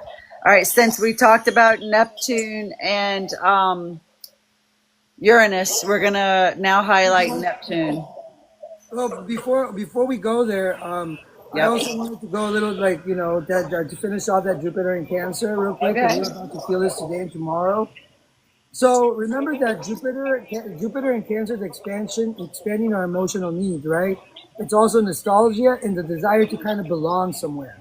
But with Chiron and Aries, this is reopening the wounds of individuality, right? Am I allowed to stand alone? So people are looking for people and subconsciously believing that they're not needing validation, but this is exactly what they are actually looking for, which is what's causing them to not allow self-expression. This is also realizing that this is a healing crisis of independence versus safety. Okay? Because this transit is going to flush up a lot of childhood imprints inside of us. Right? So it's going to feel like the parts of us that believe needs to have its equality in what we're giving, nurturing, reciprocation. We need to find where this is actually going fluid. Because if we're forcing it, it's because we're doing it. It's literally that you can see I'm doing it wrong, except that this is no longer working. Right? This is what the universe has been telling you. You're not wrong. You're doing it wrong. And you're going to make a wrong out of it if we keep going against the current. All right? Because right now people are looking for this emotional security to feel safe. And right now you are safe. Trust me on that. If you stay to that part of your heart, you're safe. Right now, what the unsafe part is our mind. Our mind can create miraculous things, right? It can fuck with our intuition. We want to create something in order not to face it. So, and this is why I love astrology and how you're connecting to it, because it can give you confirmation. Okay, like this is what I'm experiencing now. Now I can activate my intuition, clairvoyance, and that's going to get the target. Instead of really trying to just figure it out all by yourself, that's not part of the journey. The journey is knowing yourself, but figuring it out through the journey of others and yourself. Does that make sense? Yeah. It's a unity of one. It's necessary right now. Yeah, and so one more thing is realizing that Jupiter exaggerates the coping pattern right now. Because people right now are gonna inflate and victimhood. You're about to see this go like as a fucking trend. Where no one cares about me. So I'm gonna overfunction myself so somebody does care about me. I'm gonna go, you know what I mean? So and it's okay we feel it, because I felt that earlier today. But know why are you feeling it? Because there's a part of us that's not connecting to our true part of nurturing ourselves, of loving ourselves by caring about ourselves. So the universe is gonna bring this longing because you're not finding your connection. So it's okay to feel that, guys. I'm not telling you you're doing wrong, because I feel it too. So remember that this is also where both can avoid the same fear, being vulnerable without control. So people are feeling like if they express themselves, they don't want to be vulnerable. When this is causing them actually to hold back so much that there's opportunities that they're able to find answers within each other. Because right now, vulnerability is key, but it's having confidence with it. I look, if I tell you I fucked up like I just did now, but I'm telling you the condition because I know what I'm talking about, I don't feel weaker just because I've expressed myself in something that I was supposed to achieve months ago. But do we ever heal? It's always a healing process. The moment you get to step 5, you go to 6. You don't stay on 5. And I think this is what keeps life active and alive, like it's just, yeah. I mean, like, and then, okay, so one more thing is like, what would be like kind of like the breakthrough, right? So if you think about it, Chiron and Aries is teaching us how to heal from self-trust, not self-protection, right? And Jupiter's asking us right now, how can we grow our sense of safety from inside out? Not outside in right now, because we're feeling the outside and we're thinking this is a protection. You're feeling exactly how you're feeling security inside. So this is about to understand that this square is going to train us to self-soothe before we rescue. Okay? Act before we are fully ready, right? It's going to teach us. Are you going to really understand this challenge? Because this challenge is opening up the wounds that you're supposed to embrace. Because if you're going to try to really fight off these wounds that other people are going to test you, triggering you, some things that are going to really bring up things that are going to be like, what the fuck did you just say? It's literally the opportunity for you to confront that and really take that challenge. Because right now with Jupiter square Chiron, you can literally get a lot of keys open in your life. But I'll be honest with you, this is where I see that the majority at first is going to make their victim wounds weapons with words. Okay. I hope that makes sense because I put that together for you guys now. Jupiter square Chiron.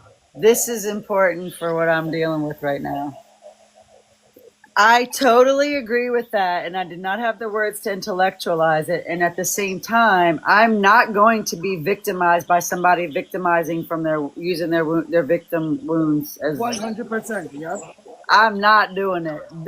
Public service announcement, not happening. So that's the whole point right there. Well, so we can choose two things, right? We can choose two things that this is where these wounds that are coming are just like kind of universal targets of majority that were asleep, that no longer can just hold inside. And if you're there in a situation, this is also an awareness that your time is valuable. Why don't you value yourself? Like you can start seeing it that everywhere you're at, it's literally you through another. So this allows you to break free from personal, like in the four agreements. Don't take it personally. You know what has really been a thing is when I go. This is the healing right here written out for everybody watching and listening.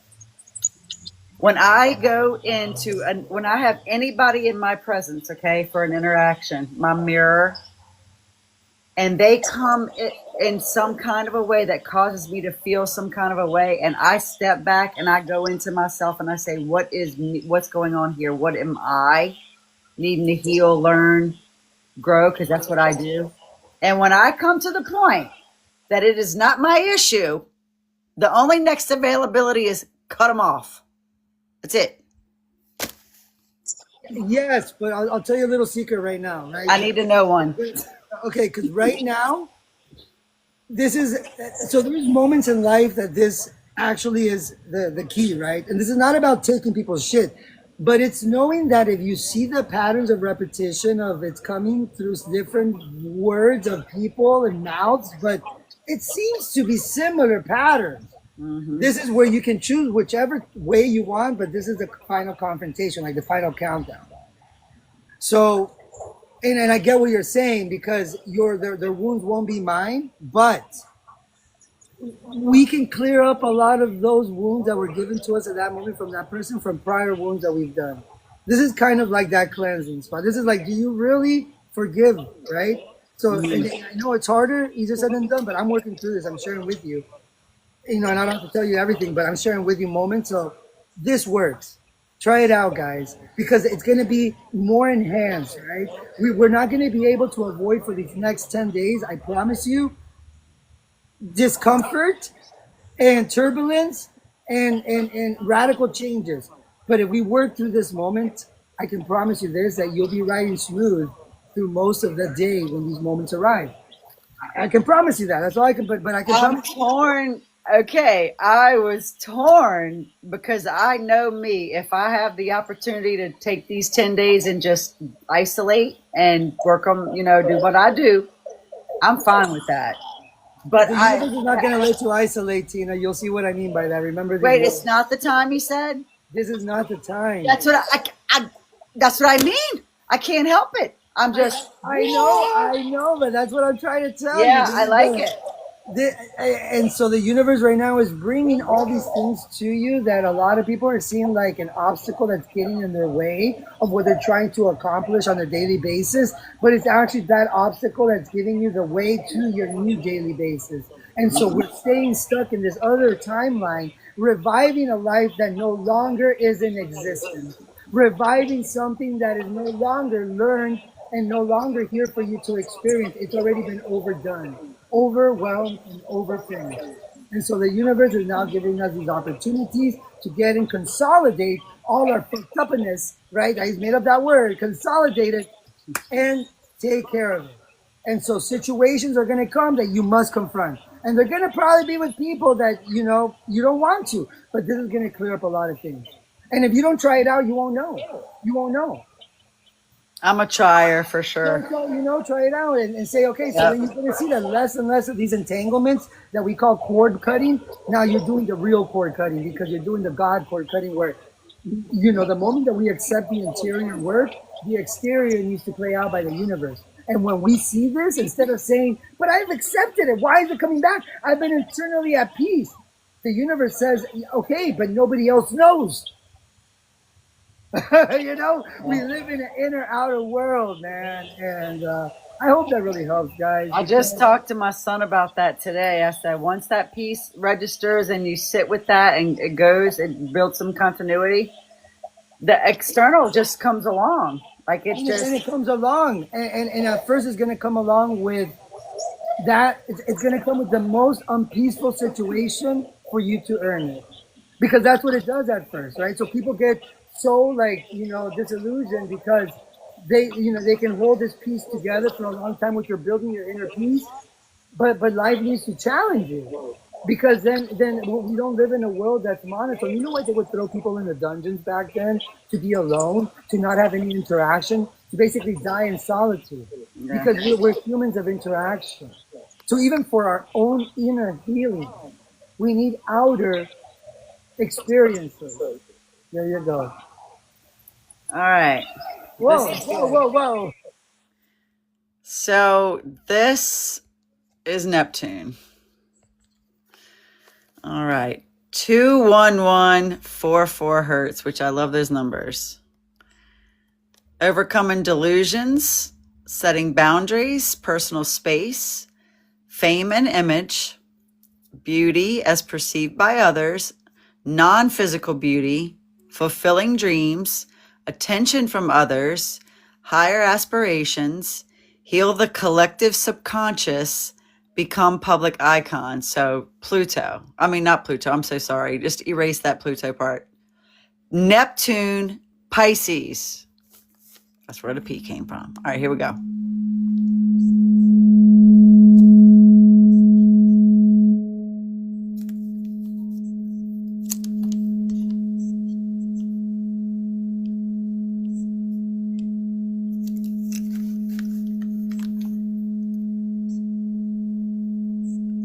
Notice where you're feeling it in your body.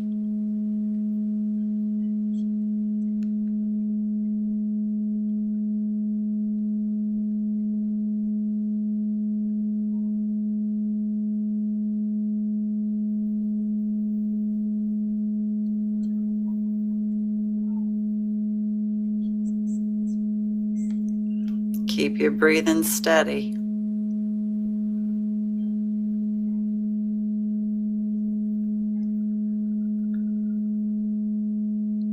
Like the water, just flow with it.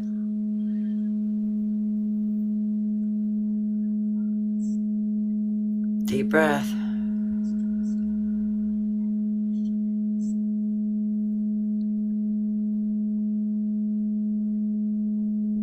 Keep your heart open.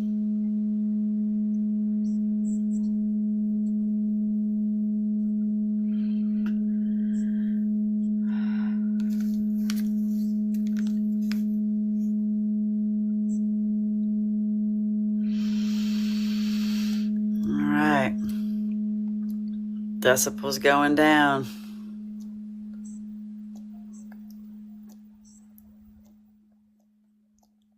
And that's how Neptune feels.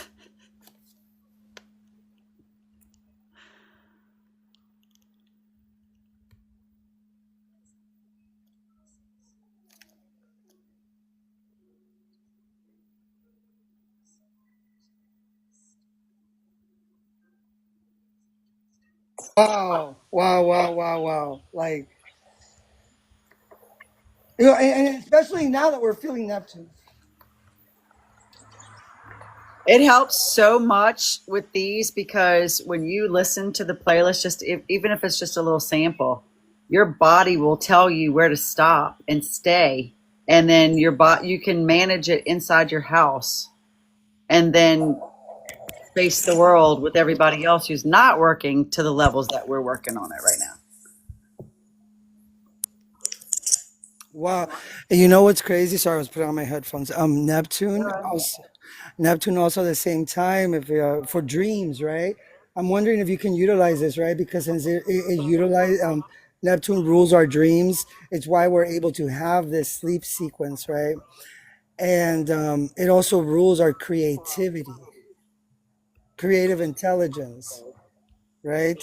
Imaginative intelligence, all that imagination, which imagination gets us out of extreme rigid situations like right now. So people are kind of lacking that now. Now that I think about that, um, we get stuck in this pattern of rules. That's Saturn. Yeah, that's what I always say when that happens. That's what got the Messiah unalived. Rules, not just Oh fluent being happy. my God, that's crazy. Well, because Jesus represents the Christ consciousness is through Neptune, right? Yeah. And so we think about Saturn, right? Why the church made Satan out of it is because as these are energies, right? It doesn't mean that it represents it, but it has a capacity too, because Saturn that created Capricorn to exist as an experience of man here, that Capricorn is a reason why it represents the go god, right? And we hear about this, and why it also represents Saturn is where it's apathy. It's as Saturn represents where we have responsibility, accountability, the matrix structure, things that are necessary. But it's where you need a little empathy from Cancer to not really, just to get to the top, you'll do whatever it takes. And so when we become apathetic, right, is Saturn. So Saturn right now is in Pisces. Hmm. So this is where Saturn, like, there's no control. Like, Saturn is like, you must just abide by the Neptunian waters that Neptune created Pisces. So this is where there's going to be stronghold, where you must understand how to have imaginative structure, meaning that you got to be building with the waves. You can't depend on solid.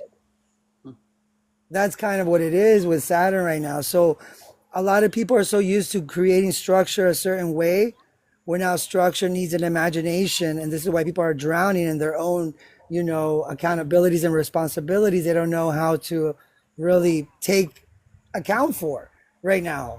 Because you have to know how to really say, the universe right now is creating these currents that I must learn how to structure myself with.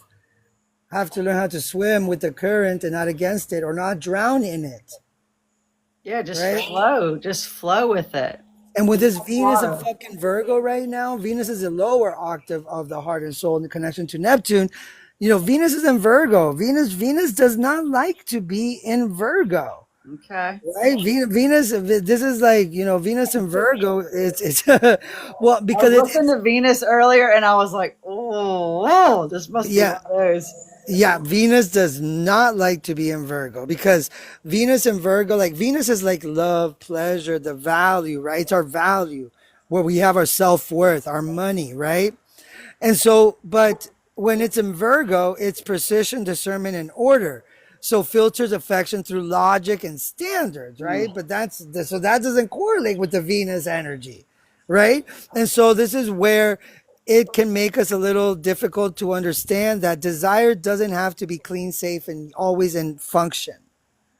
Like, we don't need to love this way. That doesn't mean, so people Oh, are, that's intense. That's so, that that's that that is intense, because it's very serious narrow right minded. now. Venus and Virgo is very narrow minded. So as a collective, we're all feeling this. Even if you have your Venus in another placement where we respond, God is Venus and Virgo. That's God's Venus and Virgo now. We're all Wow. feeling it, right? So this is where we have to connect to where romance of love and value, the things that you really love. There's no checklist. There's no grammar, right? It's understanding that the universe is telling you to not see love as an efficiency,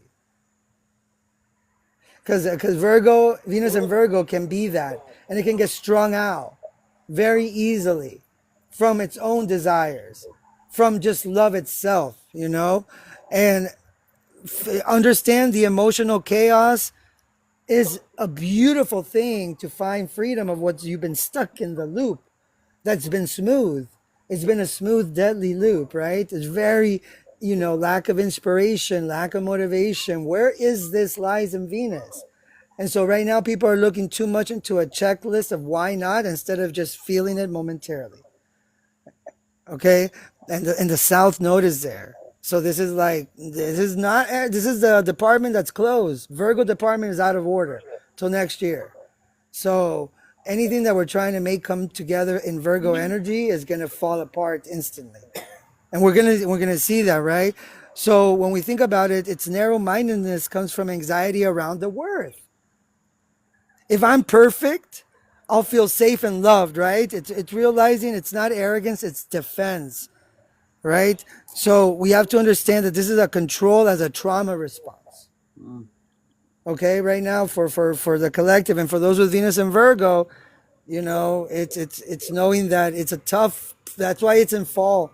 That's why it's not in a good placement, and we all have bad and good placements. But the universe itself, but it's not really that it's bad. It's just that, think of Venus, doesn't she wants to be in Taurus, where it's about the comfort and the money. She likes to be in Cancer because it's about the emotional, the addiction. She loves to be, and it's equal in Leo because there's a little of royalty there where she likes, but in Virgo, the maid, you know what I mean? It doesn't like this energy, or it doesn't like to be in Capricorn where I have it, right? It becomes very pragmatic, right? It becomes very, cold. That's why I know through my chart, this has helped me out in my life to learn how to work with it through a different perspective, and that releases a lot of stress. But with Venus and Virgo now, yeah, for the collective, there's about stop judging imperfection and start using discernment as an act of grace. This helps out. This I will really highly help out. recommend zero point 0.1 hertz to everybody every day, at least. Yes. That will help bring all of that from the head and the heart space. And do some research on what zero point 0.1 hertz does for the dynamic and the body, and it'll help. It will help. It will help you. It'll help It everyone. will. I mean, I believe so, right? Yeah. Because like all this, so this is going to be opposing Saturn. This is why I was bringing it up, and this is going to be a challenge. This is where people are going to feel like they're worth the shit. Sorry, Or I there's, accidentally invited somebody. I didn't mean to do that. Sorry, Toddy.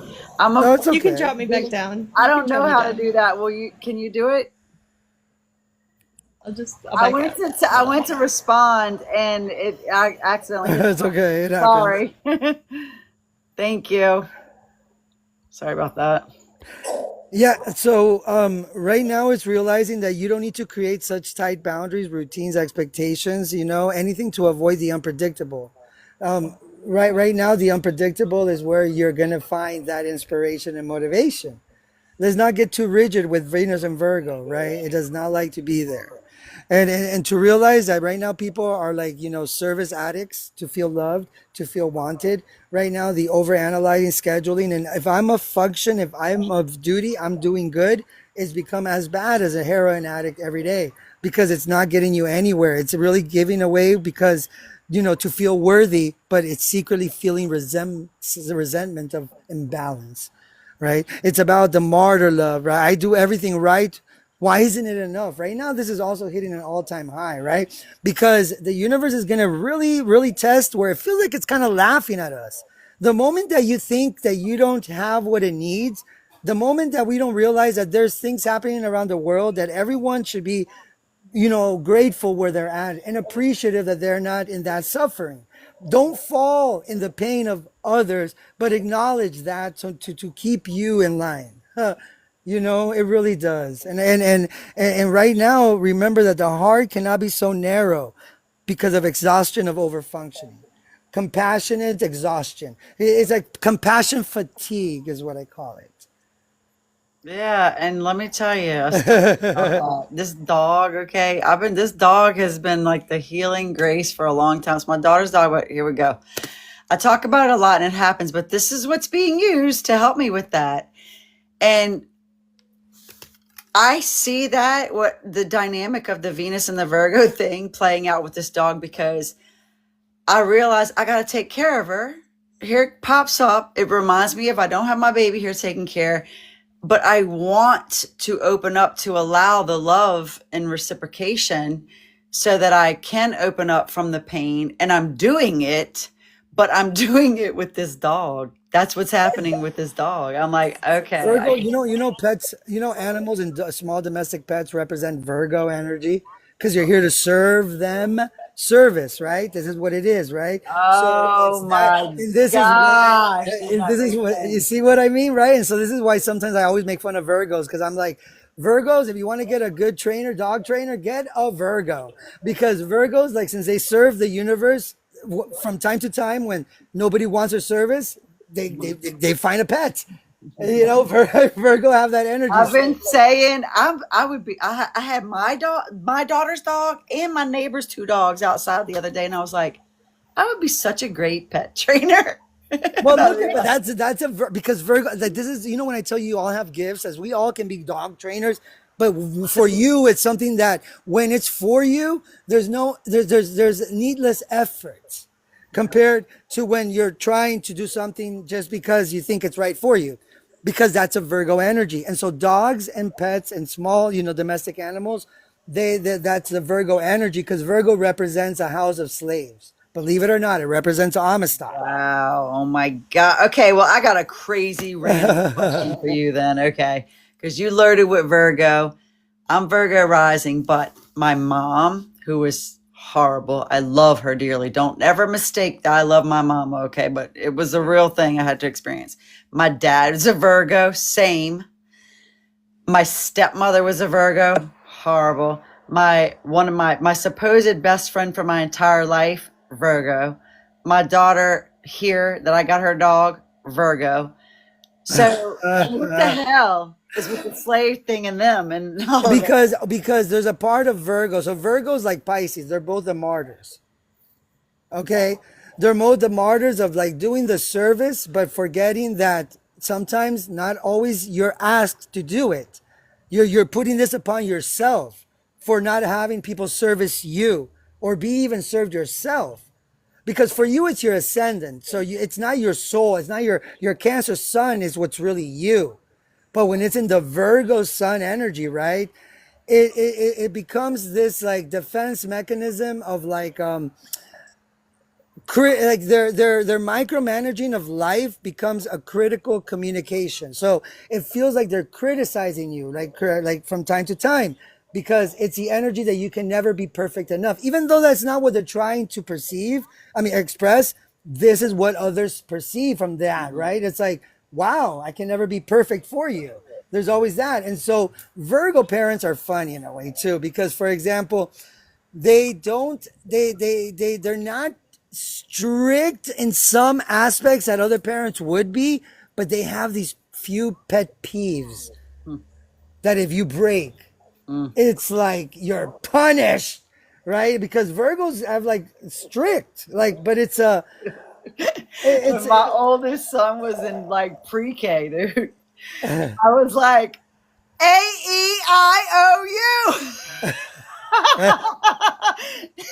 To this day, we laugh about it. because I Virgos mean, have. so it's more traumatizing to say AEI. I comprehend why you can speak, but you can't understand AEI. But those are the pet peeves. But those That's are what little you things. meant when you said that just Yeah, now. but it's little things, but they get to you though. And I've seen it with Virgos, like, hey, chill out. Like that doesn't bother you, but this does. Little things like that, right? And so that's why Virgos have to it represents the maiden, right? So Virgo needs to find the light of God, right? Through the axis of Pisces. They know how to be of service in the mundane, right? But they forget the connection to God. The connection has to come through Pisces, spiritual service, right? That part that is sometimes left out to really have faith. They can be of church. They go to do like a Virgo can be very much into that aspect, but do they have faith? That's where it needs to come in play, right? Because if not, it becomes just very narrow-minded and mundane, right? And it gets stuck in this life, and it forgets that if it doesn't find the light, it can really become the depravity of all zodiac wheel combined. People forget about that Virgo. Are you a Virgo? Wow. That's why I love the Neptune frequency. Okay, now we're gonna do a little experiment surprise, okay? Random. We're gonna switch to another frequency. I'm not gonna tell you which one it's gonna be, but we're gonna random see how it goes from the Neptune where we've been coasting just now to the new one, okay? So that's what we're gonna do. All right.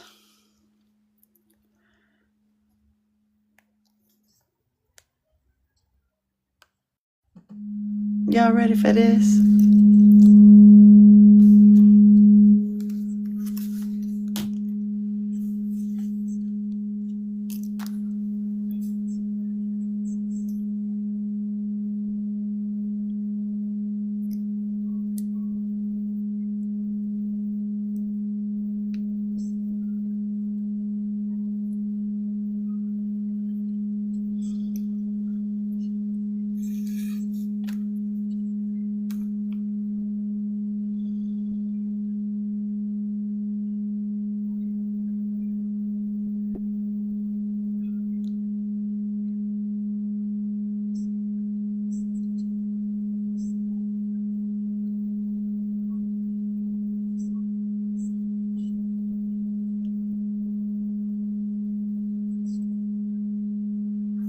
Focus your thoughts.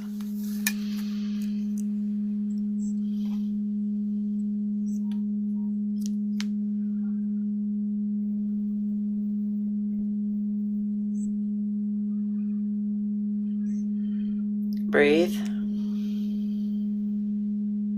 Relax your mind. Relax your brain.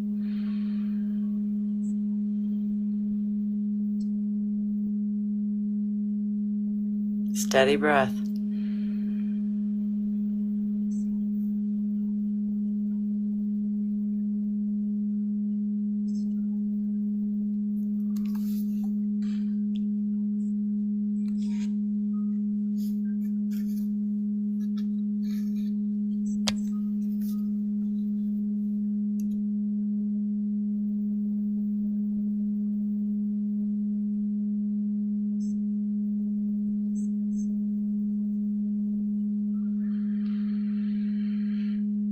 Deep breath, relax into it, and open your heart.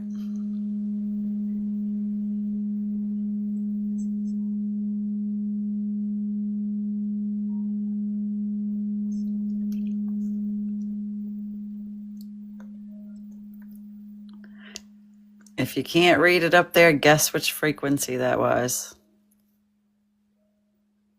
Is.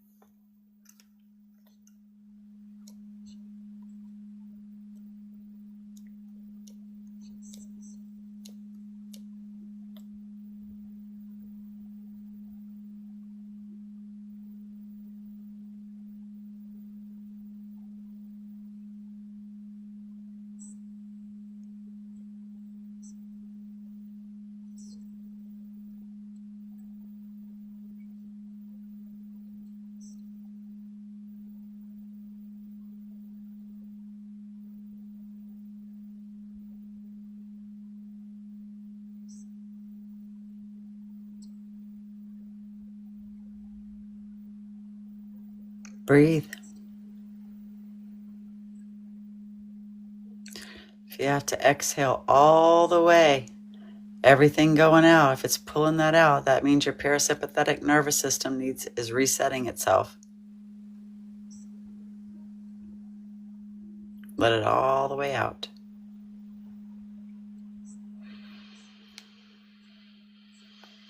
And breathe in.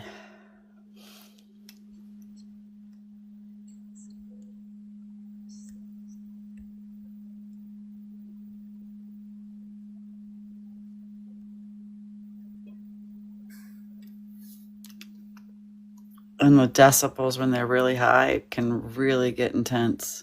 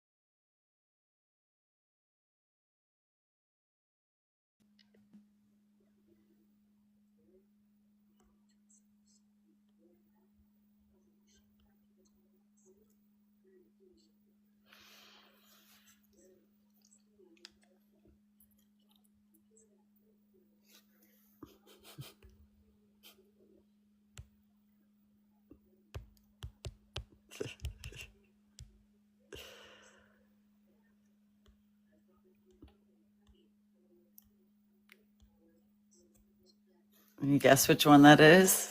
No, I'm trying to.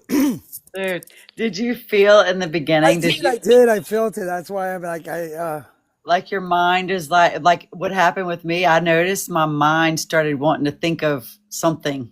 And I was like, oh snap. Because drum roll, it's Uranus. That's what Uranus does. wow. Well, I mean, that's the unpredictable changes it does. Think of, wow. Wow. And so I noticed that my mind was looking for something to say. And that's why I said, relax your mind, because And Uranus rules the mind. So revolutionary person, originality, creativity, eroticism, intuition, pure independence, inner inspiration, touch depths of your psyche, impact at art and technology, impact at society. 207.36 hertz. That's And yours. wow. I mean, because Uranus represents that part of our. It's our spirit. It's our higher self, literally, because it's our human self. So this is what's interesting. Uranus connects to Mercury, from the God mind, spirit, and to the human mind and spirit, Mercury. There's a connection, and so Uranus also represents Yahweh in the Bible. Nice. I'm writing this down. Yeah. I highly recommend everybody utilize this playlist, because you will get ahead of the internal game, so to speak, of the way that it feels when the reality of the planets are doing their magic.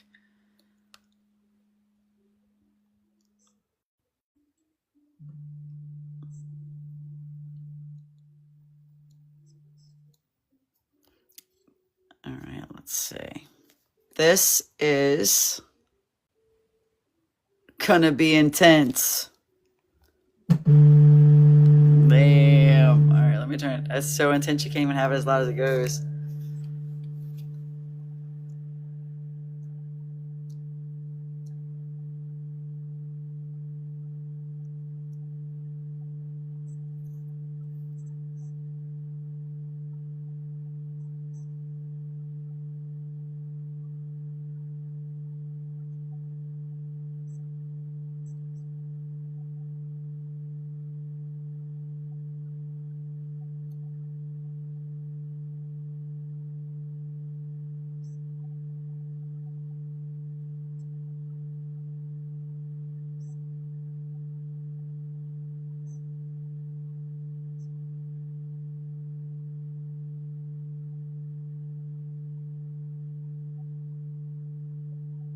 Breathe.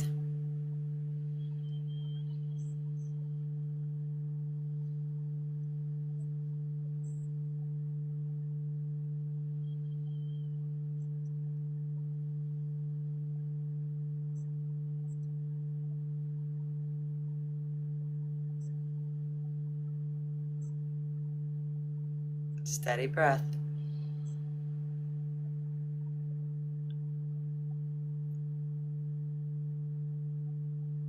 Relax your body.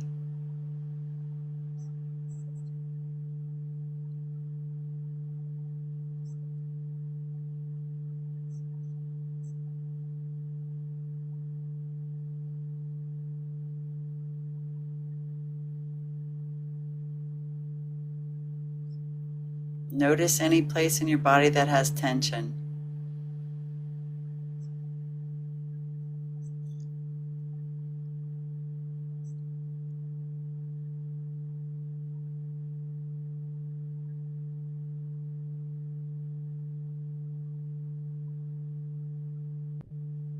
All right, deep breath in.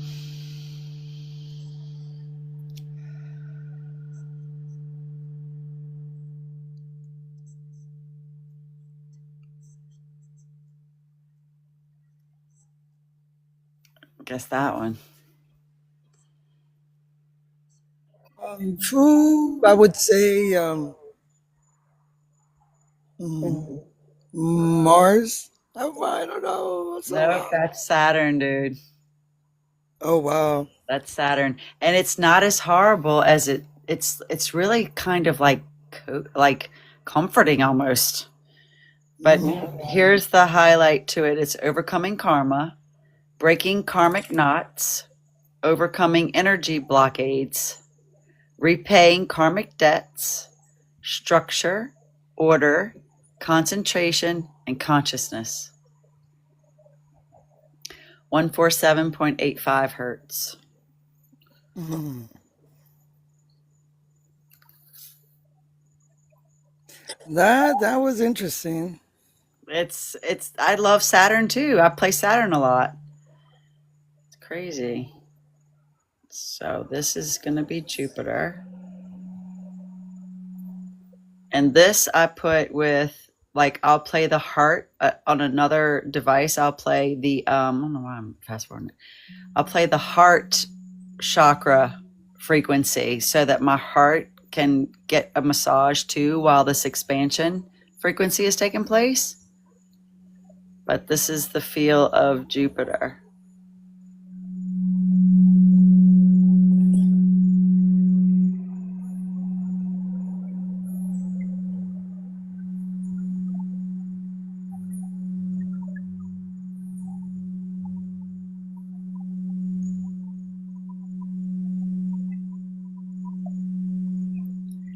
And you know it's powerful when you feel like you're in a room, like you're in an escape room, like, help.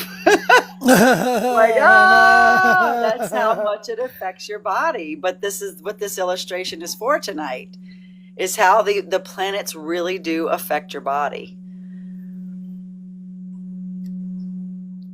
100%. Yeah. So after this, we're going to go ground for a minute and just kind of center back.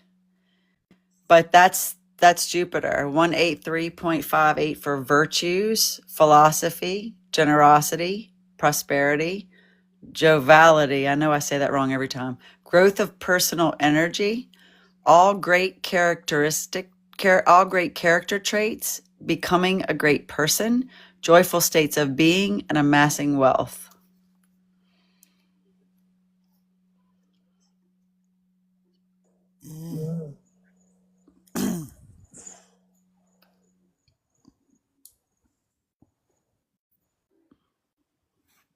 It's amazing. It's neat to put an empirical feel to what you keep talking about, because you say when Jupiter's in such and such, when such and such is in such and such, it's like putting that Jupiter with another frequency, but at the same time, keep going in the universe. Yeah, because That's what we just felt, Yep. And if we do come from, because it's science explains this Big Bang, and I get it, even like I'm spiritual, but I get the science, right? So these gases that create it's like if you were to put to somebody the ingredients of a cake and you show them the picture, this is what comes out of this, right? So it's having that understanding, right? That all this time of evolution creates its life cycles. All these asteroids that hit us through moments are seeding, or God seeding the universe. Like of all this that's happened, Hold on one second. Yeah. So just that little tiny bit of illustration with going from one frequency to the next, and that feel of the dynamic that in the atmosphere on a daily, when the seasons change and another planet moves on, that's why humans are feeling that way. Because if I wouldn't have turned off Jupiter and kept running them like that, we'd be like, we can't get away from it in the universe. We have to adjust. We have to it's like that's what I mean by obeying the universe. Yeah. How the church utilized that to like obey God was because understanding how we can utilize ourselves by you don't have control of the universe if you don't understand what it's doing to you. Like, it has control of you. That's the worst part about it, right? It literally does. Like, what's funny? Those who don't connect with the alignments, you see what the universe is doing to them. Because I see it around on a daily basis, not only to some in my home, but my friends are here. And I've had to learn how to just step back because sometimes you want to save, right? There's a whole thing. I've been there, done that, Yeah. right? I was that kind of person. Oh, here comes Astro, right? Like my family Christmases. He's going to come and talk to us about something like, I don't know, like his crazy astrology or his crazy. And then I probably did in the beginning, but then it's life, like it's not easy, what we chose, that's why I think astrology is big, right? And this is why in this picture, let me see if I have it right here. Hold on. There was a, okay, here we go. Where is it?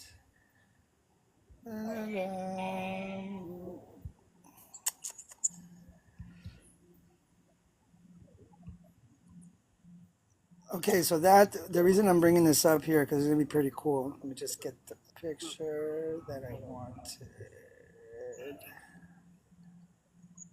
Okay,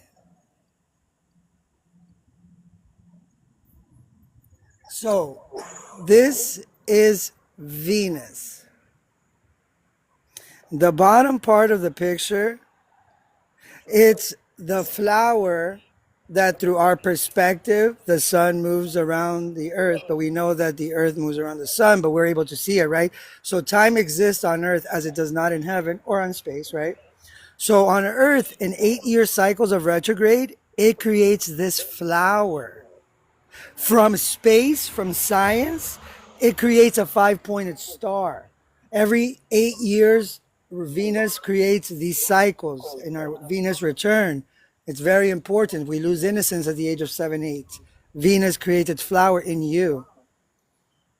I just wanted to share that with you because he sounds at 222, the Venus that goes retrograde for 40 days and 40 nights, like in the Bible. When you say lost at 7 to 8, lose innocence. Well, we don't lose the innocence, but we gain what we're able to have now, an understanding of desires. We don't lose like that. We always have a little innocence as human, but what I mean is that you're able to reason. Oh yeah, yeah. Reflect. You know what I call it reflect back. I got you. Okay, yeah. I know what you mean. Okay. Okay. Okay, yeah. Well, I mean, I like that because yeah, that's totally, and that's whenever a child stops living just from their heart and their brain coherence comes in because now they can articulate, they can consciously think of other things, they can reflect back on what happened during the first. Yes. Think about it, because at the age from 7 to 8, the 7-year span, 7.5 to 8, we have Saturn creates its first square. Because Saturn is at the 29 year, right? So it's 7.5 square. At 14, 15, it creates an opposition. And then it creates, so when you find these planets create a dance, Uranus changes every 7 years. That's why it takes 84 years to go around the whole zodiac.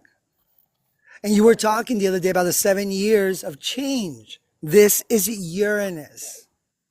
Where are we in the Uranus? We're at 0 degrees of Gemini. It just left Taurus. 2018 was when Uranus entered Taurus. That's why I bring this year up. So when Uranus entered Taurus in the spring of 2018, around May, around June of 2018, this was the beginning, and it's not over yet. It's in the ending, because we're going to go, Yeah. because there's still some things that are left undone. And so this is coming back for next year for us to move forward, because we want to move forward now. But realize it, my friends, don't you see right now why you didn't move forward? There was still this that needed to be taken care of. And so right now, Uranus, a 7-year cycle, it creates, and this is also connected to that, right? So we're able to kind of align ourselves. Why these numbers are so important and magical, like the 7, is because the 7 has a divine connection to our, divine growth that is spiritual and our physical human too. And it's fact, because it's like Jupiter, for example, right? So Jupiter is every 12 years, right? Jupiter is our adolescence.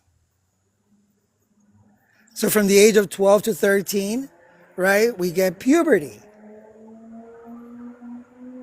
And then when we have the age of 24, 25 with a second Jupiter return, this is when we start to mature to the adult we're going to become at 27, start to mold that. And it's fascinating because you get to see all these connections, right? Like some of us, like if you had a child from the age of 22 to 25, this is your Jupiter baby. If you had a child from the 18 to 22, this is your nodal baby. If you had one like from 27 to 31, Saturn baby. Wow. I know, right? Because it just helps that you one, out. that one got me. And you start to understand the lessons because they come back. So if you had a Saturn baby, you have the lessons come back to you with that child, for example, during the Saturn returns. How old would you be? 27 to 31. 27 to 30, this is Saturn. If you had a child around that time. Oh, Right? God. I know I probably did. I got 6 kids. Okay. Well, then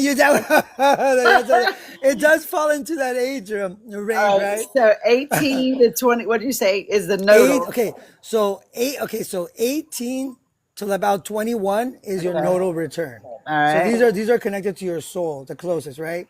And then you have 22 to 26. This is Jupiter baby, experience baby. And then 27 to 31, this is more like a responsibility baby. Okay. You know, like so it's and then you have another one which is at the age of 33, which is 33 is your this is very connected to your Mars energy. So this would be more of a tension. This baby, when we have a child, or this energy at the age of 33, when our charts align again to our birth charts, is when we get our Mars that comes into a position it's magnified with confidence, because it's like the charts are evolution. So Jupiter is our adolescence, Saturn is our adulthood, right? And each planet represents its cycles of this, right? Even to elderly. But the 33 is connected to the Christ consciousness. I'll leave it at that. Okay. All right. Question. 30, What happens? 36. What Go happens ahead. from 31 to 33? Well, okay, so from 31 to, I mean, so I guess they could play either role because there's a connection, right? And like if it's at 32, it can also play to this character because the ages, we get stuck in the number, but where was this position could have, it correlates with the alignments, right? So 32 and 33, right? 34, right? This is a very special Christ consciousness awakening, right? Spiritual maturity that you're about to gain both, because the toughest babies to have, the toughest, are 36, 37, and 38 years old. Or what about 35? 35 falls into like that in between still Christ consciousness, but it's kind of like not many people have children at that age, to be honest. I've I done like, think I had my last one at 35. okay, And okay. I think that's why I'm asking you, because it was hell, dude. It was. Because it was probably falling into, see where it falls into, because remember that at 36 we get our nodal return, and so at 36 we get our nodal return and we get our Jupiter return. That's why it's a double whammy. That's why 36, 37, and 38, after you had that child, it was quite a lesson, wasn't it not? She's Sagittarius. She's, Oh, yeah. hey, hold on, let me let my cat in. So that must have been a lesson. Oh my gosh, dude. We got separated when she was 8. She's 16 now. And that was my baby. Like we went through it. But she's realizing it. I'm hearing my cat like, I heard it. yeah, he was like meowing for my mom. Come here. Come here. Hold on a second.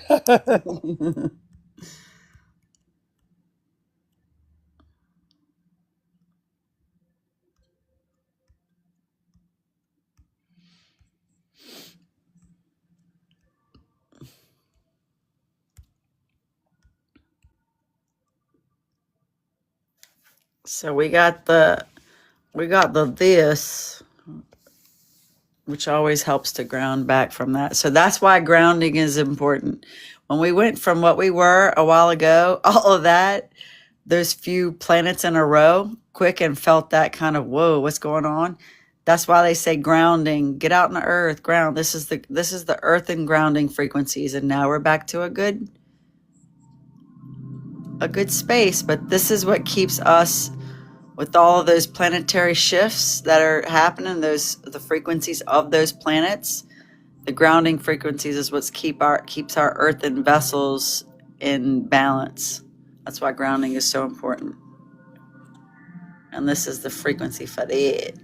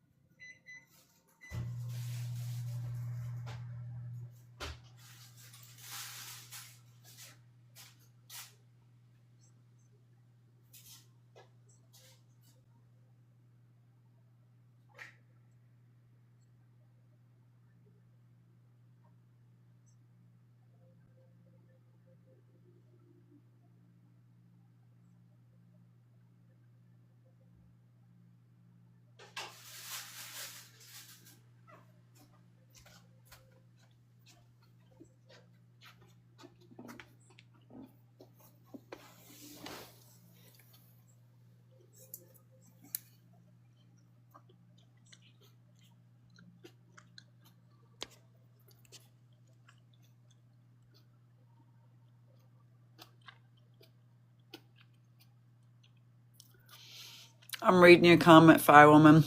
I totally agree. I'll take that dog out by the lake or in the forest. It's like by the river. And it's like a miracle just happened when I get back.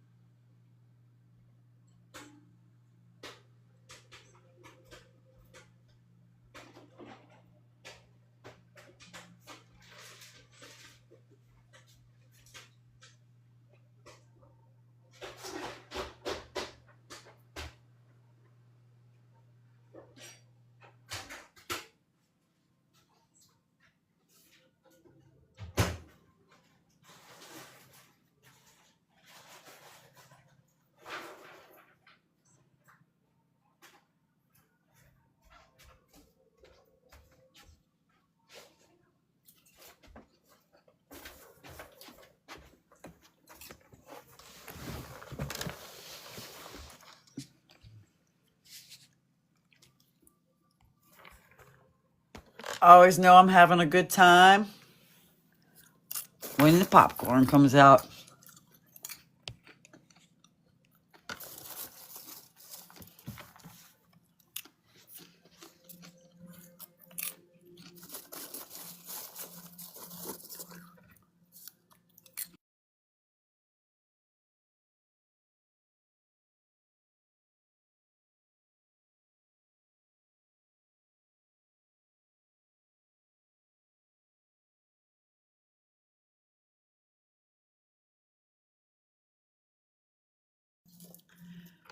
Annie, I love you. Good night. Oh my God, I'm sorry. I had to go. My cat, he wanted to eat and whatever. Anyway, Dude, I made so popcorn. I mean, we should do a segment too. I think so, Tina. Like, cause like we can. Okay, so not only like with the sounds, we can connect the sounds and like during transits, right? And try them out. Like right now, I would recommend everybody download the zero point 0.1 that she's talking about and Pluto. Sounds good. Just get this playlist. Yeah, get the playlist. Yes, go to her page and she showed it to you guys already. Um, because it's I mean, tomorrow's the 12th, 13th, like we're there, right? So you're gonna feel the jolt. There's something big gonna happen in government. That's gonna happen. Activation again, because so the world's going to a better place, and so right now darkness doesn't want to do that. It has nothing to lose. So we have to remember that too. Do not have fear, but we're about to see some nasty shit that's gonna come to light. That Exciting. what? I started. It's exciting. It is exciting. Look at you already having the popcorn, relaxing. Dude, I'm having a good time. I love it. Whenever I was going through what I went through, I used to tell them, "Get your popcorn." Some of them bitches didn't even get popcorn. I'm like, you enjoying watching this? You better get you some popcorn. So that's been the thing. I got popcorn everywhere. Ah, It's my thing. you know what's crazy? When like I was thinking that that I was thinking that when we think about like because I want to go deeper into Pluto, right? Next time, right? Because Pluto, when I talk about like it activates buried psychic material that hasn't been locked away. It literally is that. It's like the complexes of clusters of emotion, memory, all that. And when we realize that Pluto doesn't create new trauma, we bring trauma from Chiron that's brought into with Chiron, the south node. And Pluto allows this entrance through his astral vessel that we experience it through karmic situations of Saturn, right? So like the situations are karmic here, but they're from your past, right? We create unnecessary traumas, like by not solving them, right? And we all do that. We're human, right? But it's interesting to know where it lies, right? Because as a south node and Chiron and Pluto have a dance that they do together. And to realize that it's also where it's not new trauma, it's forcing us to meet with what's already festering, right? That Pluto is here to like give orders. Sorry to tell you, it's not the temple of peace. The moment you call out for peace, it gives you the most discord for you to see what you need to do in order to gain that access. So it's going to discharge karmic backlog, right? It helps you out from old loops and from obsession and shame that's still operating below consciousness, right? Because karma isn't punishment, it's energetic continuity. Every thought and desire wasn't fully digested becomes a psychic knot. And this knot becomes very difficult to untangle because you are meant to have some knots. But Jesus Christ, right? So some knots are that magnify into situations that recreate the original tension that it didn't finish the story. So you're adding on like a bad sequel, you know?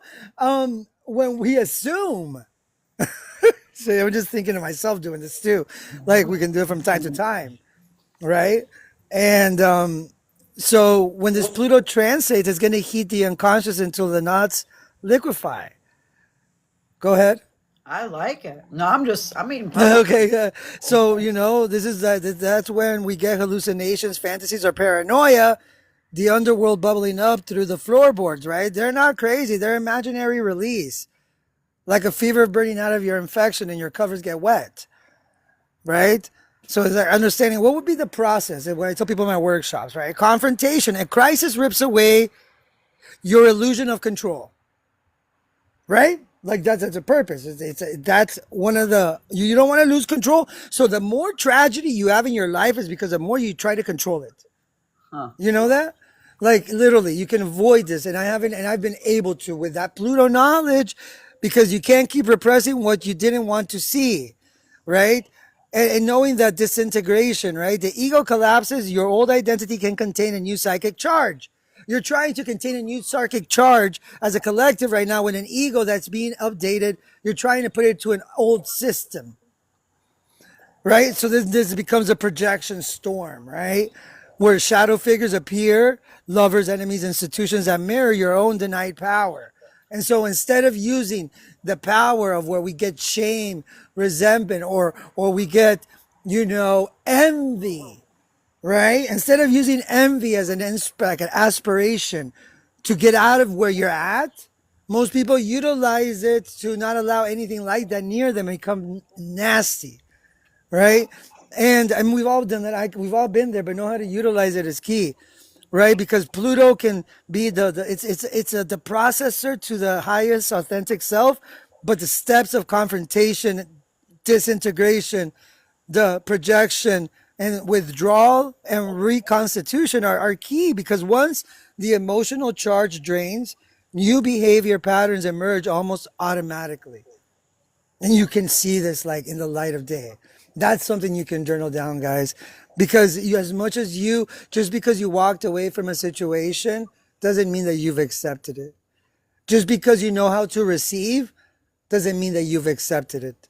I think this has helped me out and everyone else. We've learned how to receive, but can we accept what we receive? Oh my God, that's a hard one. I know, but anyway. I love acceptance mode. I think it's one of the best places on the planet to be internally. Well, I mean, because if you resist, Pluto's going to force it from you, and that's where it becomes brutal, right? That's before you have the confrontation with your lover, but you already know something's off, right? And so if this tries to play a polite tone, right, what we call hypocrisy at its highest, what happens is that the universe allows you to put this aside at moments. It's at that moment where it reaches a threshold because you haven't done anything to even bring clarity through words. It'll bring you at a moment where you both are going out for your anniversary dinner and you both forget your wallet and you can't pay. And at that moment, everything from A to Z pops out and that marriage is no longer available. Does that make sense? The universe does that, right? Thermodynamic, baby. No, and thermodynamics is what? It's fucking Uranus and Saturn. Oh, God. I told you I'm good. We're good. I know what I'm Well, y'all talking felt about. it a minute ago. We went straight from Uranus to Saturn and then to Jupiter, and it was like Chaos, order. Chaos is Uranus. Yep. Chaos is Uranus. Order is Saturn. Chaotic order right now is in demand. Learn how to order yourself in chaos. Saturn in Pisces. This is knowing how to really like having to navigate yourself in chaos and still be responsible for what you do.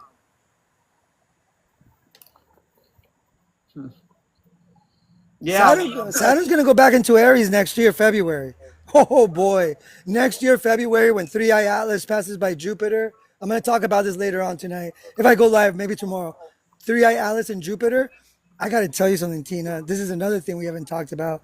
So this comet that is no longer really in the definition of that, and professor of Harvard, Avi Loeb, who's a chair of the astronomer department there, spoke about this. And so as it's been seeding the universe, because it's happened before, and we've seen ancients have scriptures of these objects coming from space or heaven or whatever. And we're at this time because by next year in February, when it passes through Jupiter, and Saturn and Neptune are going conjunct into Aries at 0 degrees together, exact minute, second, and hour. This hasn't happened since 4360 BC. That's a fucking long time ago. I had to look for this. It wasn't even on, right? And so, the guy that Leo King I listen to, he's one of my mentors, right? Not the first one, the second one. I connect with some of those astrologers, right? We were talking about this. Think about it now, right? This is key. I just wanted to bring that up. I'm not going to go too much because we could go to another topic, but this is something we could talk about. This is like our future self, right? When we talk about Uranus right now, it's in Gemini, right? It's going to go back into Taurus. That's why we're about to finish 2018. We're about to start a new 7-year cycle of change from this year all the way to 2033, closing out 2018 to 2025, 26, which we're doing with that. So Uranus right now is in the, but real quick, but Uranus right now is in the constellation of the Pleiades, the seven sisters, the clusters of the seven sisters. Nice. Because right? And these are whatever, when I hear people talk about this, I'm like, I know that they're talking about it because they've read it and it's a beautiful story that is truth. But if you understand where the objective of this is up in the sky, oh, it just gives you miraculous power because you're able to know that we all got it in our chart and it falls in between the star of 29 degrees Taurus, 0 degrees Gemini, right next to Aldebaran, which is called the Medusa star, demon star. I know so much I can talk to you forever, right? I love this part. All right, so right now you said Uranus. Okay, so I want to make sure I heard you correctly. From 2018, it was Uranus to Taurus, and it's switching. But what's in the Pleiades right now? Uranus. Uranus, because Uranus has been, okay, so Uranus is from 29 degree, okay, Pleiades, from 29 degree of Taurus to 0 degree of Gemini is like the point of it, right? The pinpoint of the Pleiades. And so the right here is where Uranus has been. Uranus has been at 29 degrees since March of this year. And it went into Gemini on July 5th of this year, right? But it's been in Taurus since May of 2018. And so now that it went into Gemini, but it's going to go back into Taurus one last time on November 22nd. It's going to go from November 22nd all the way till April 20th to clean up everything of 2018, get your assets of the soul in order, get your self-worth aligned to the currency that you receive, because that's when we're going to close a cycle. Right now, we're getting a preview of what's to come. You know, the universe does that with the outer planet. We're getting like a preview in the summer of what's coming. It's not there yet. People freak out and start something new. Relax. That's already been put on hold. You need to release this in order to start attaining more of this in connection. So right now we're closing that cycle, yes, with Uranus and Taurus.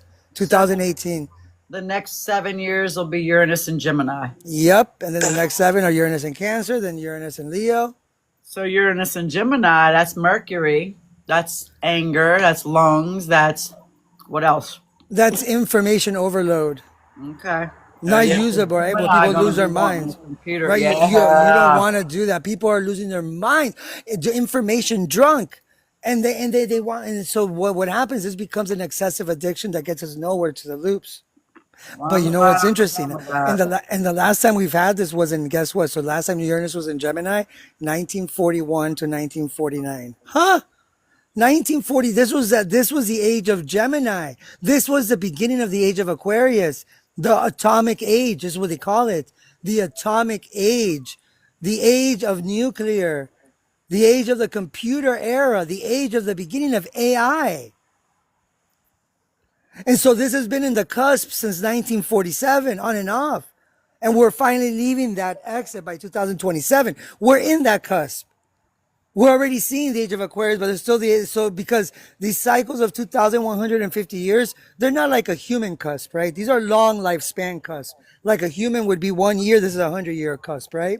So right now, when we look in 1941, when we start to see that this was when NBC and CBS came into existence, what the fuck, on the theaters showing the war, we're seeing that now. I always love bringing political astrology or political science because it's kind of helping us understand the structure of cycles. And so this 1941 was a computer era. This brought out the microwaves. This brought out so much television. This brought out what the future was holding and what we're at now. So this destroyed everything from telegraphs. Last time the Uranus was in Gemini, Tina, was in the 1860s. Telegraphs. So what's interesting, you see how technology has to do with Uranus and Gemini for the collective. It's got to be more than that, though. No, it is more than that. What is it on the inside of a is person that it's gonna? How's it gonna affect? Okay. This is what I'm saying. But for the reason I'm bringing it out is because everything that's happening on the outside is part of what the inside is changing. It gets to see what it needs to do. This is why I was bringing that up, right? It's important to know these cycles that happen around us, to know that it's inside of us. That is where we align to the outside. It's not that we align to the people, but the pattern. So this is bringing the God mind to the human mind. This is why it's information overload. Because when you're bringing a higher mind of and like so much downloads, to make it simple, right? These downloads are coming to a centralized place that is able to experience it in real time. So this is where the higher mind meets a human mind. But this is also where the higher mind can lose the human mind. Mental institutions were also on the rise every time. 0.1 hertz, people. And this human so but for us, Tina, the reason I always like to bring in sometimes of the other, a lot of astrologers don't bring that up because we can all fall into that. I can fall into information drunk sometimes, but I stop myself when I know what the condition is. Like it's hurricane season. I know right now this can be expected, right? Like, these are seasons.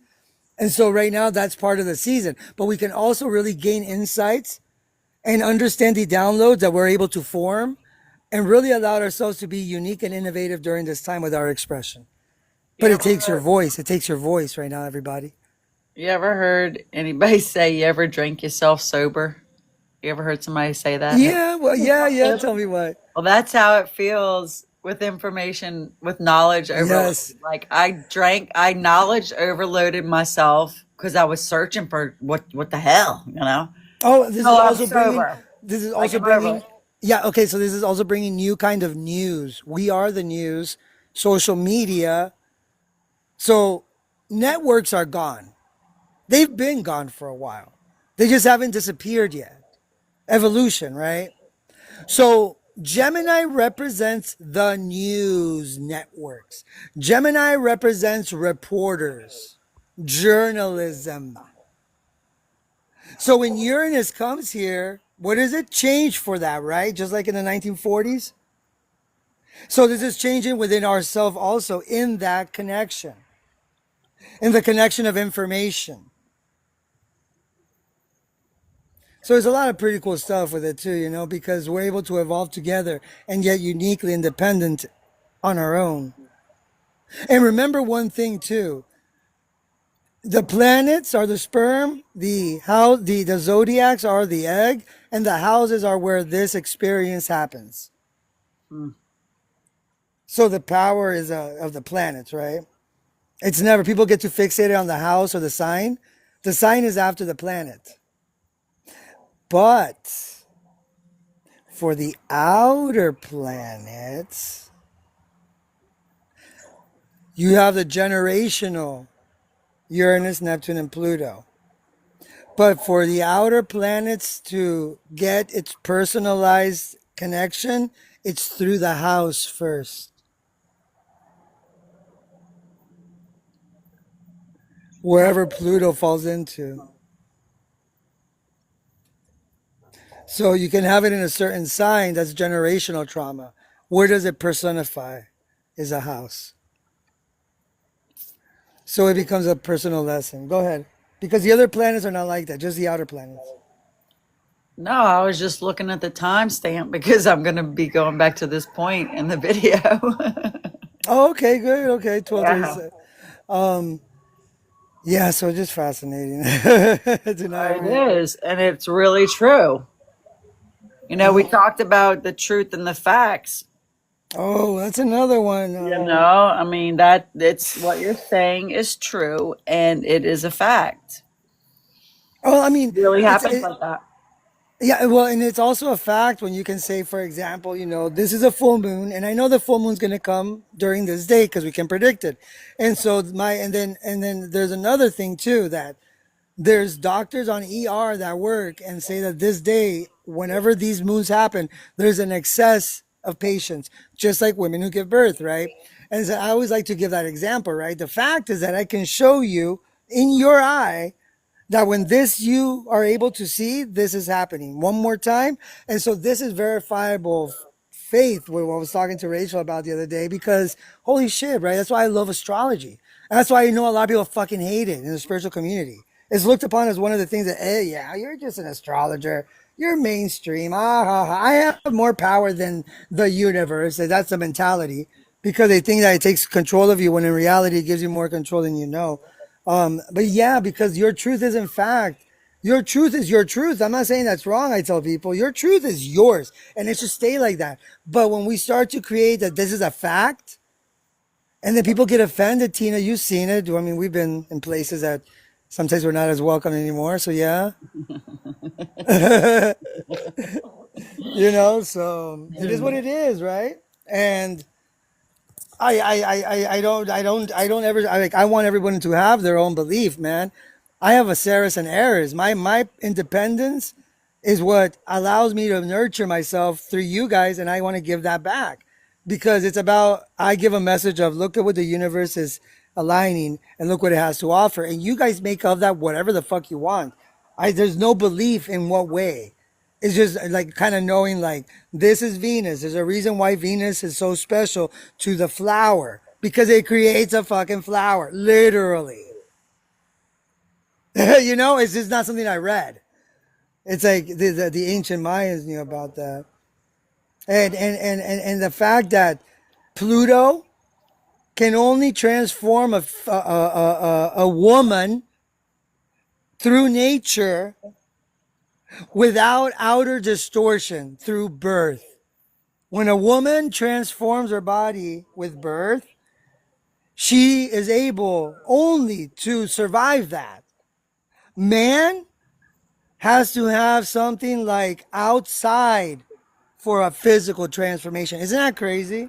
The strength of the body of a female.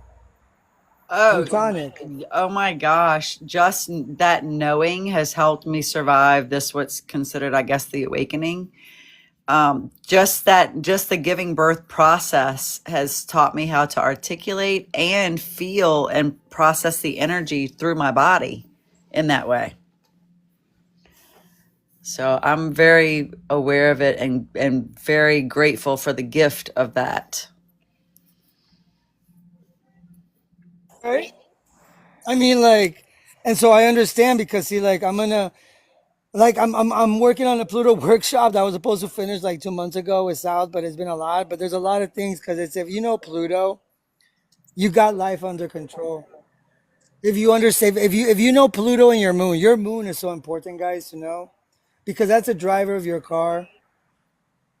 The sun is a car, the moon's a driver, Mercury is a radio, Venus is your interior, and Mars is how you drive that car, right?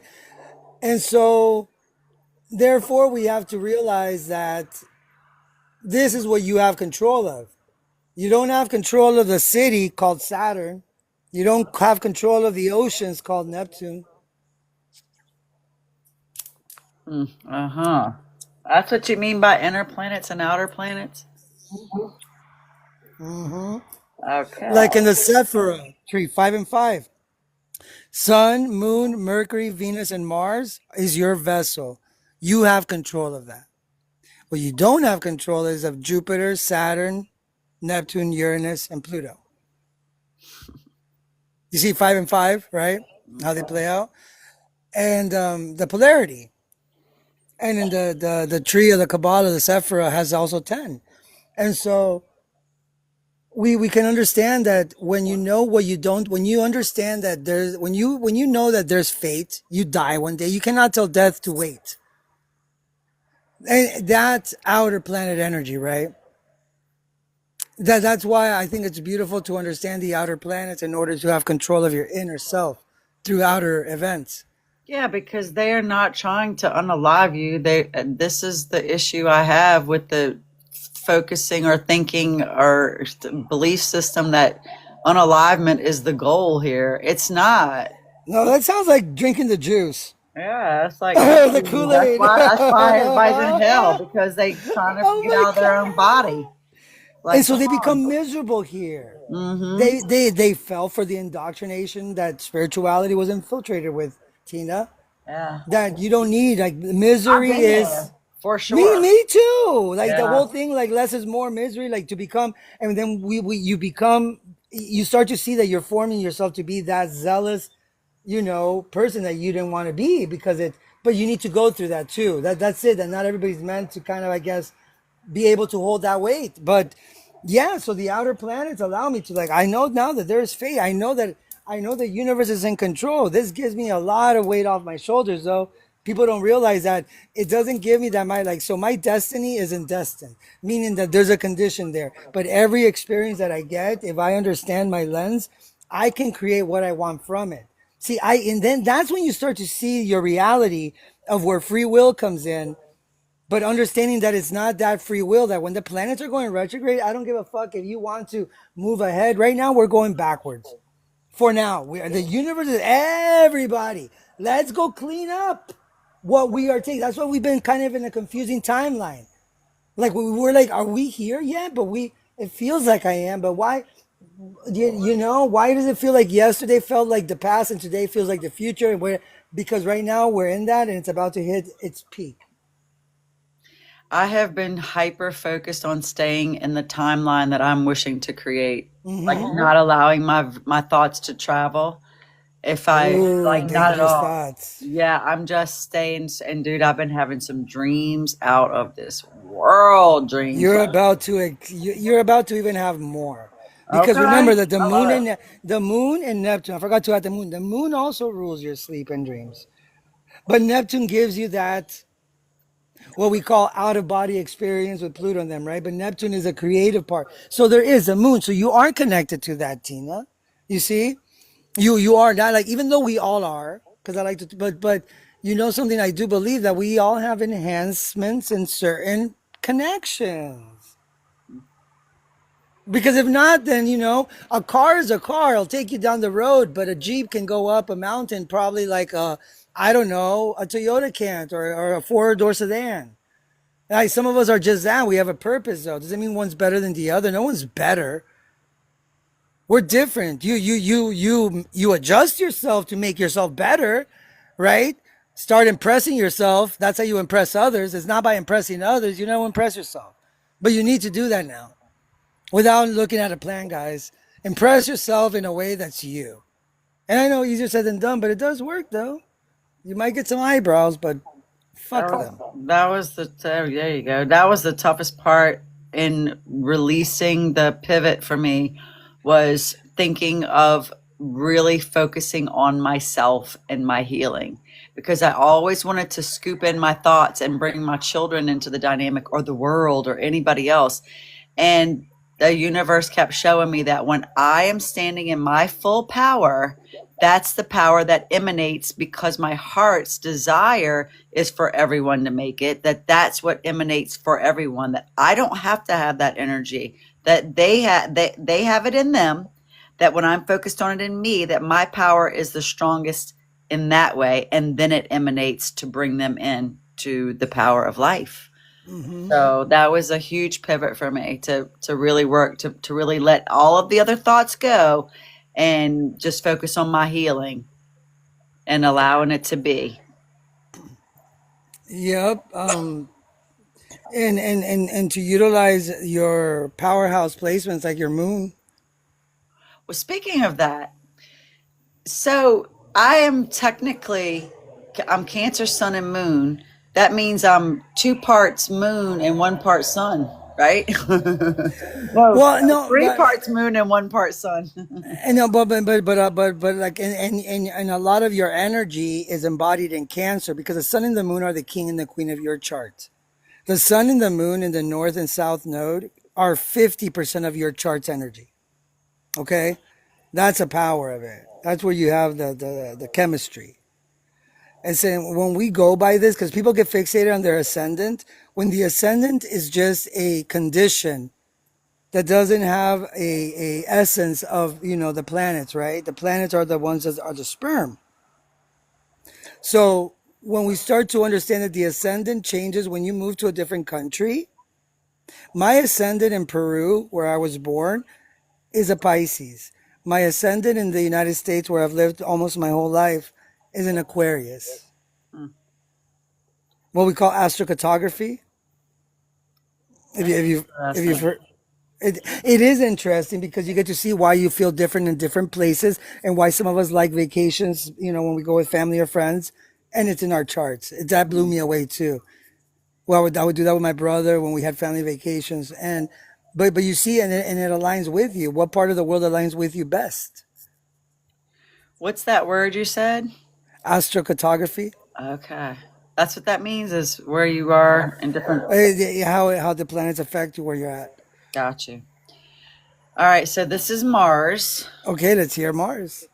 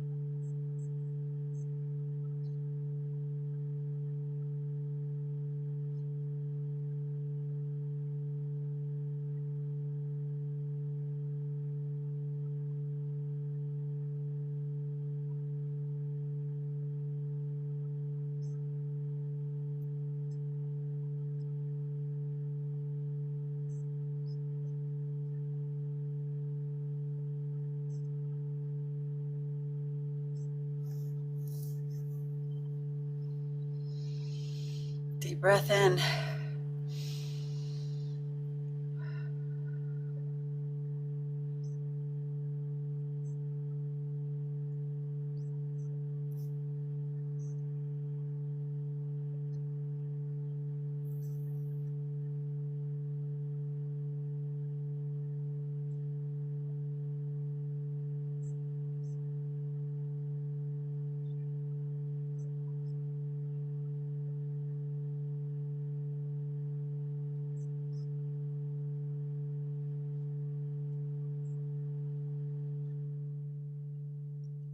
This is one of the ones we have control over.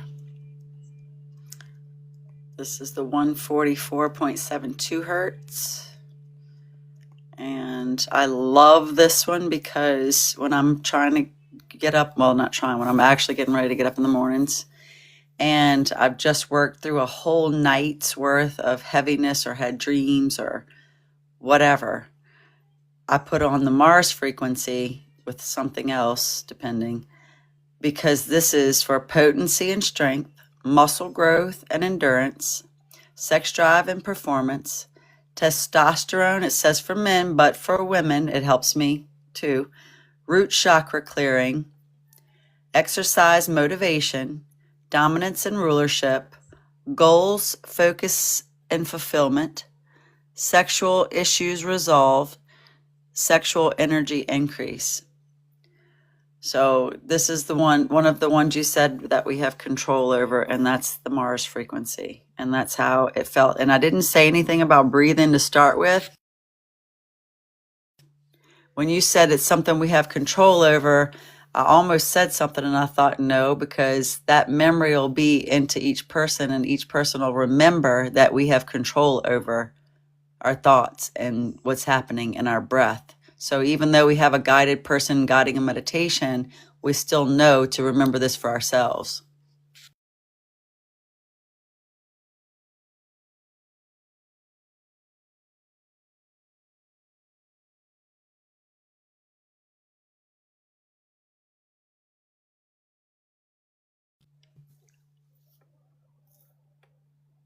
Indeed.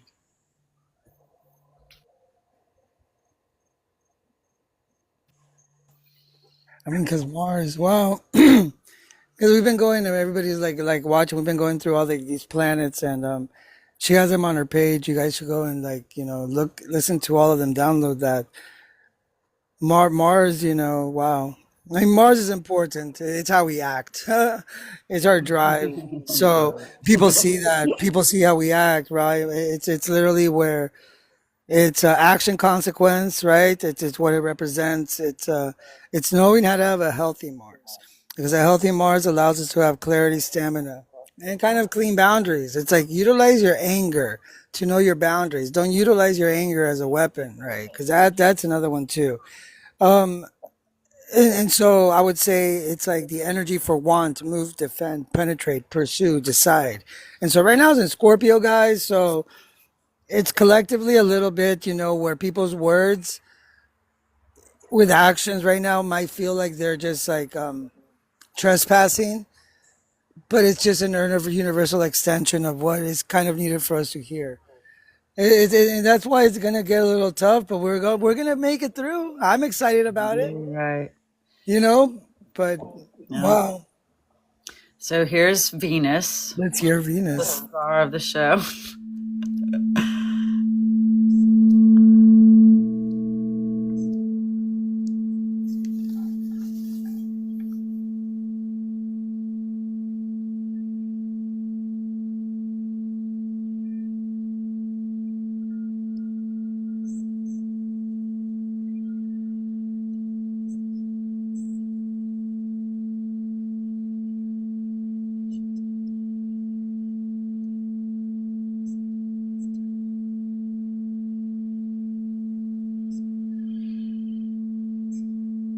Breathe.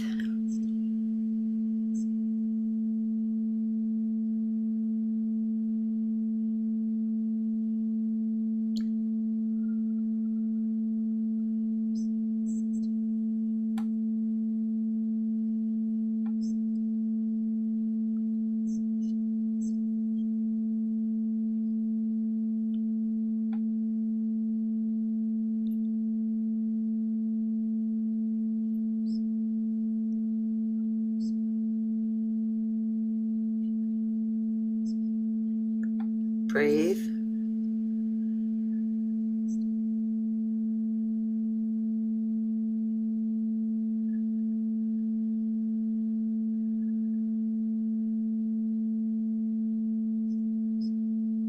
Deep breath in. Hold it. And let it go.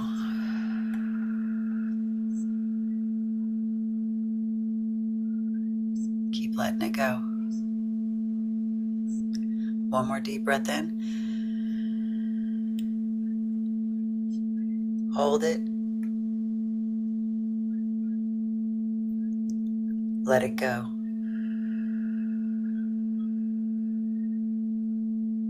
Extremely let it go.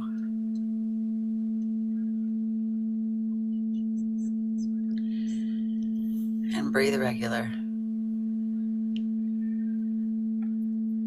Deep breath if you need to. Dude, that's Venus. I mean, Venus is that's intense. I mean, it has like a high. Mm-hmm. It does. That's why it's like it's intriguing. It's like I know it's not supposed to get along with several of them, but at the same time, it's intriguing to me. It is intriguing. Well, because Venus is what makes us intriguing. It's what gives us our desires. Okay. So the characteristics: love and great sex, art and inspiration, and again, love making, beauty, relationships, great trust, appreciation, attraction, peace, and unification.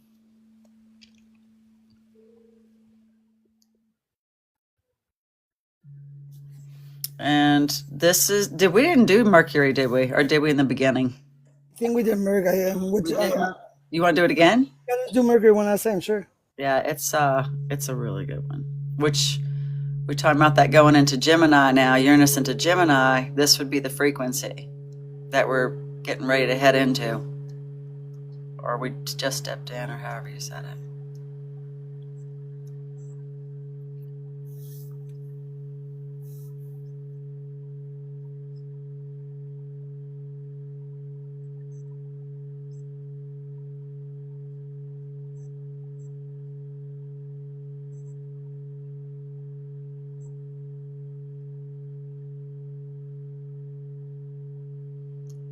We're letting go here, clearing thoughts.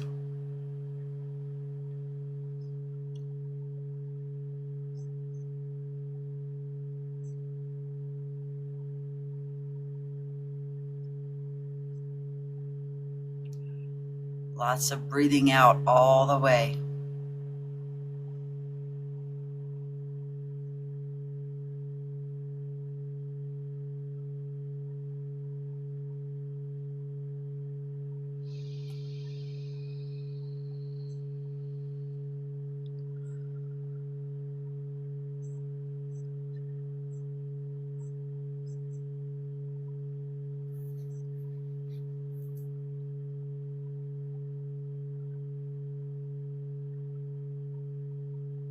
Practice sitting really still.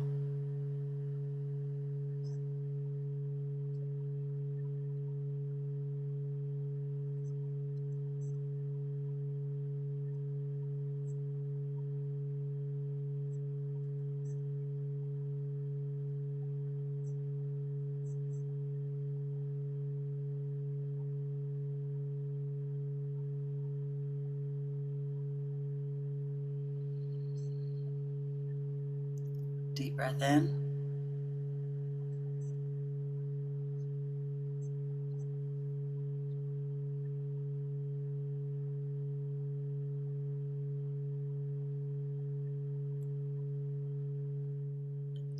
release it all the way.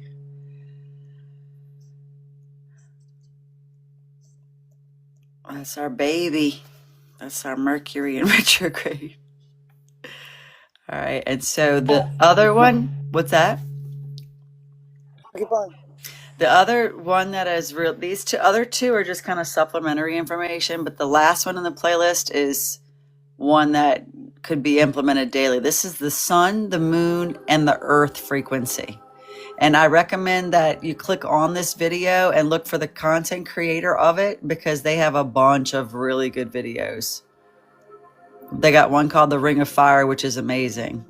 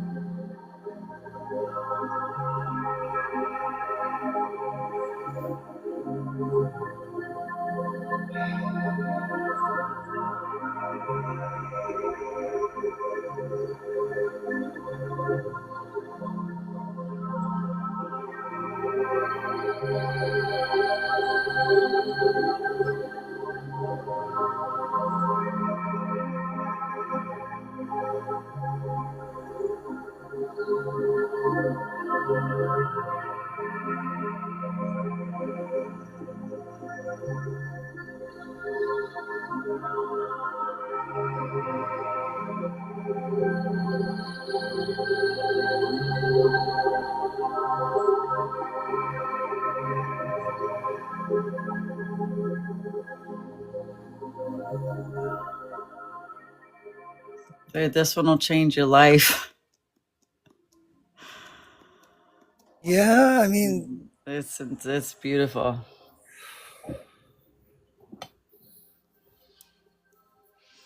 So that is the playlist, and this has been one of my all-time greatest lives for me personally that I have thoroughly enjoyed, and I just want to thank you for that.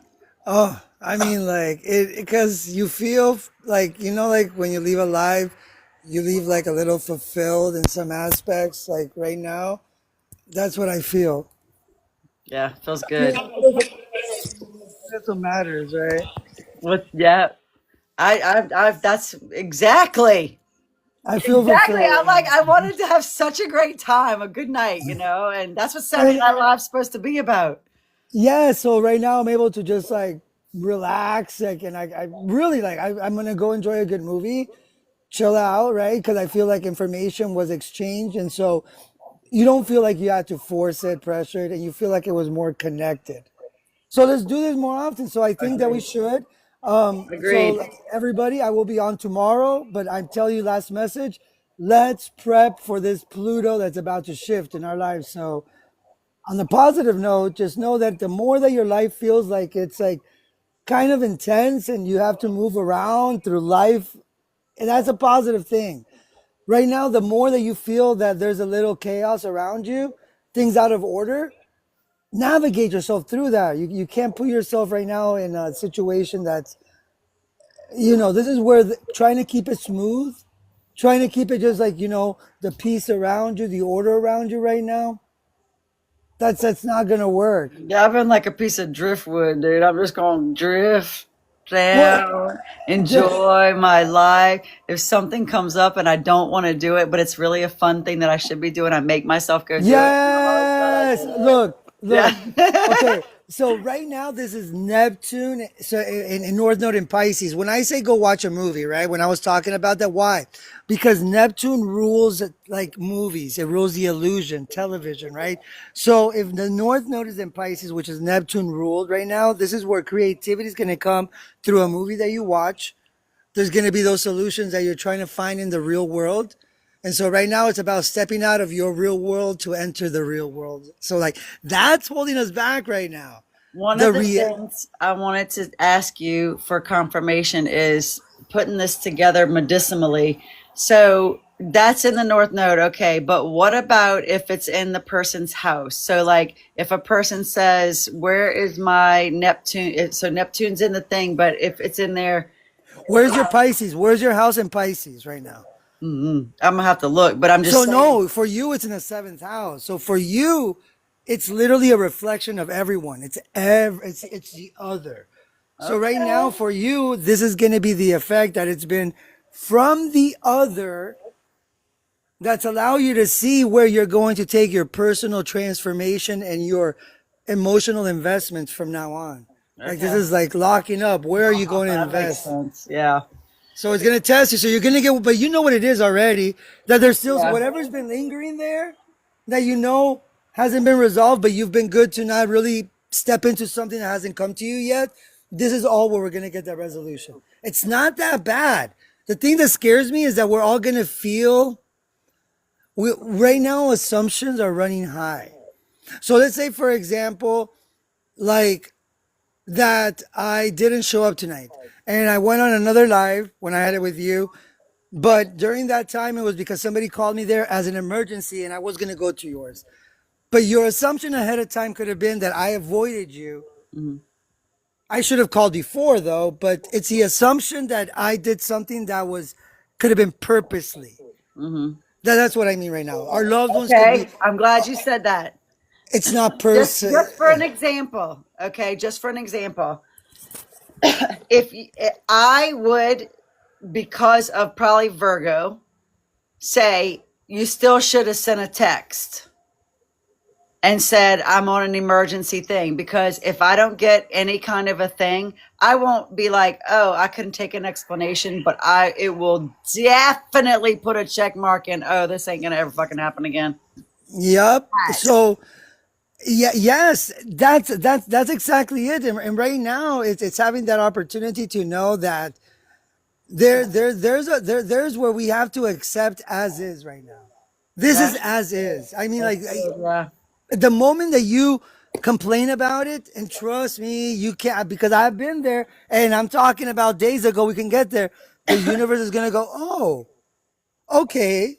Then why don't we make it even harder to see why you're not appreciative of what you have now? Oh, that part. Oh my God, dude. Immediately I go into, I'm okay. I I'm got good. one. Yep. Thank you. I got nothing to say but thank you. That's Nothing. Thank you. Right? Like if you all have I it got like to that, say. what can you do? What can you do? Yeah. This is the way it's gonna work out. And when we understand that right now life is giving you exactly what you asked for, it just didn't come in the way that you needed it. Okay. Yeah. I And I want had to to an III to get it. I Yeah. I had to realize that we chose where we're at right now. And I kept telling people, make sure in the summer you enjoy your little Hakuna Matata, like I enjoyment, because did. September and October, I I kept, remembered you said that. I right? told myself, enjoy this. Dude, I studied the leaves around me just to No, you enjoy went it. out. Yeah. You when I saw you in the summer, you enjoyed because I knew already that this was gonna bring this energy that even though you try to go on a vacation right now, life is putting these obstacles, and if you don't know how to see the beauty of wherever you're at right now, you're gonna think that you're ruining it when you're not doing anything but just living it. I can totally dig that. Well, we So, all got right, this. guys. We're on the other side of it. So we'll see you guys tomorrow. Thank you for watching us. Thank you. Yeah. Wow, it's been 3, 4 hours. Let's do it Yeah. again. For Bye, bye, sure. guys. Definitely. Love y'all. Thank you.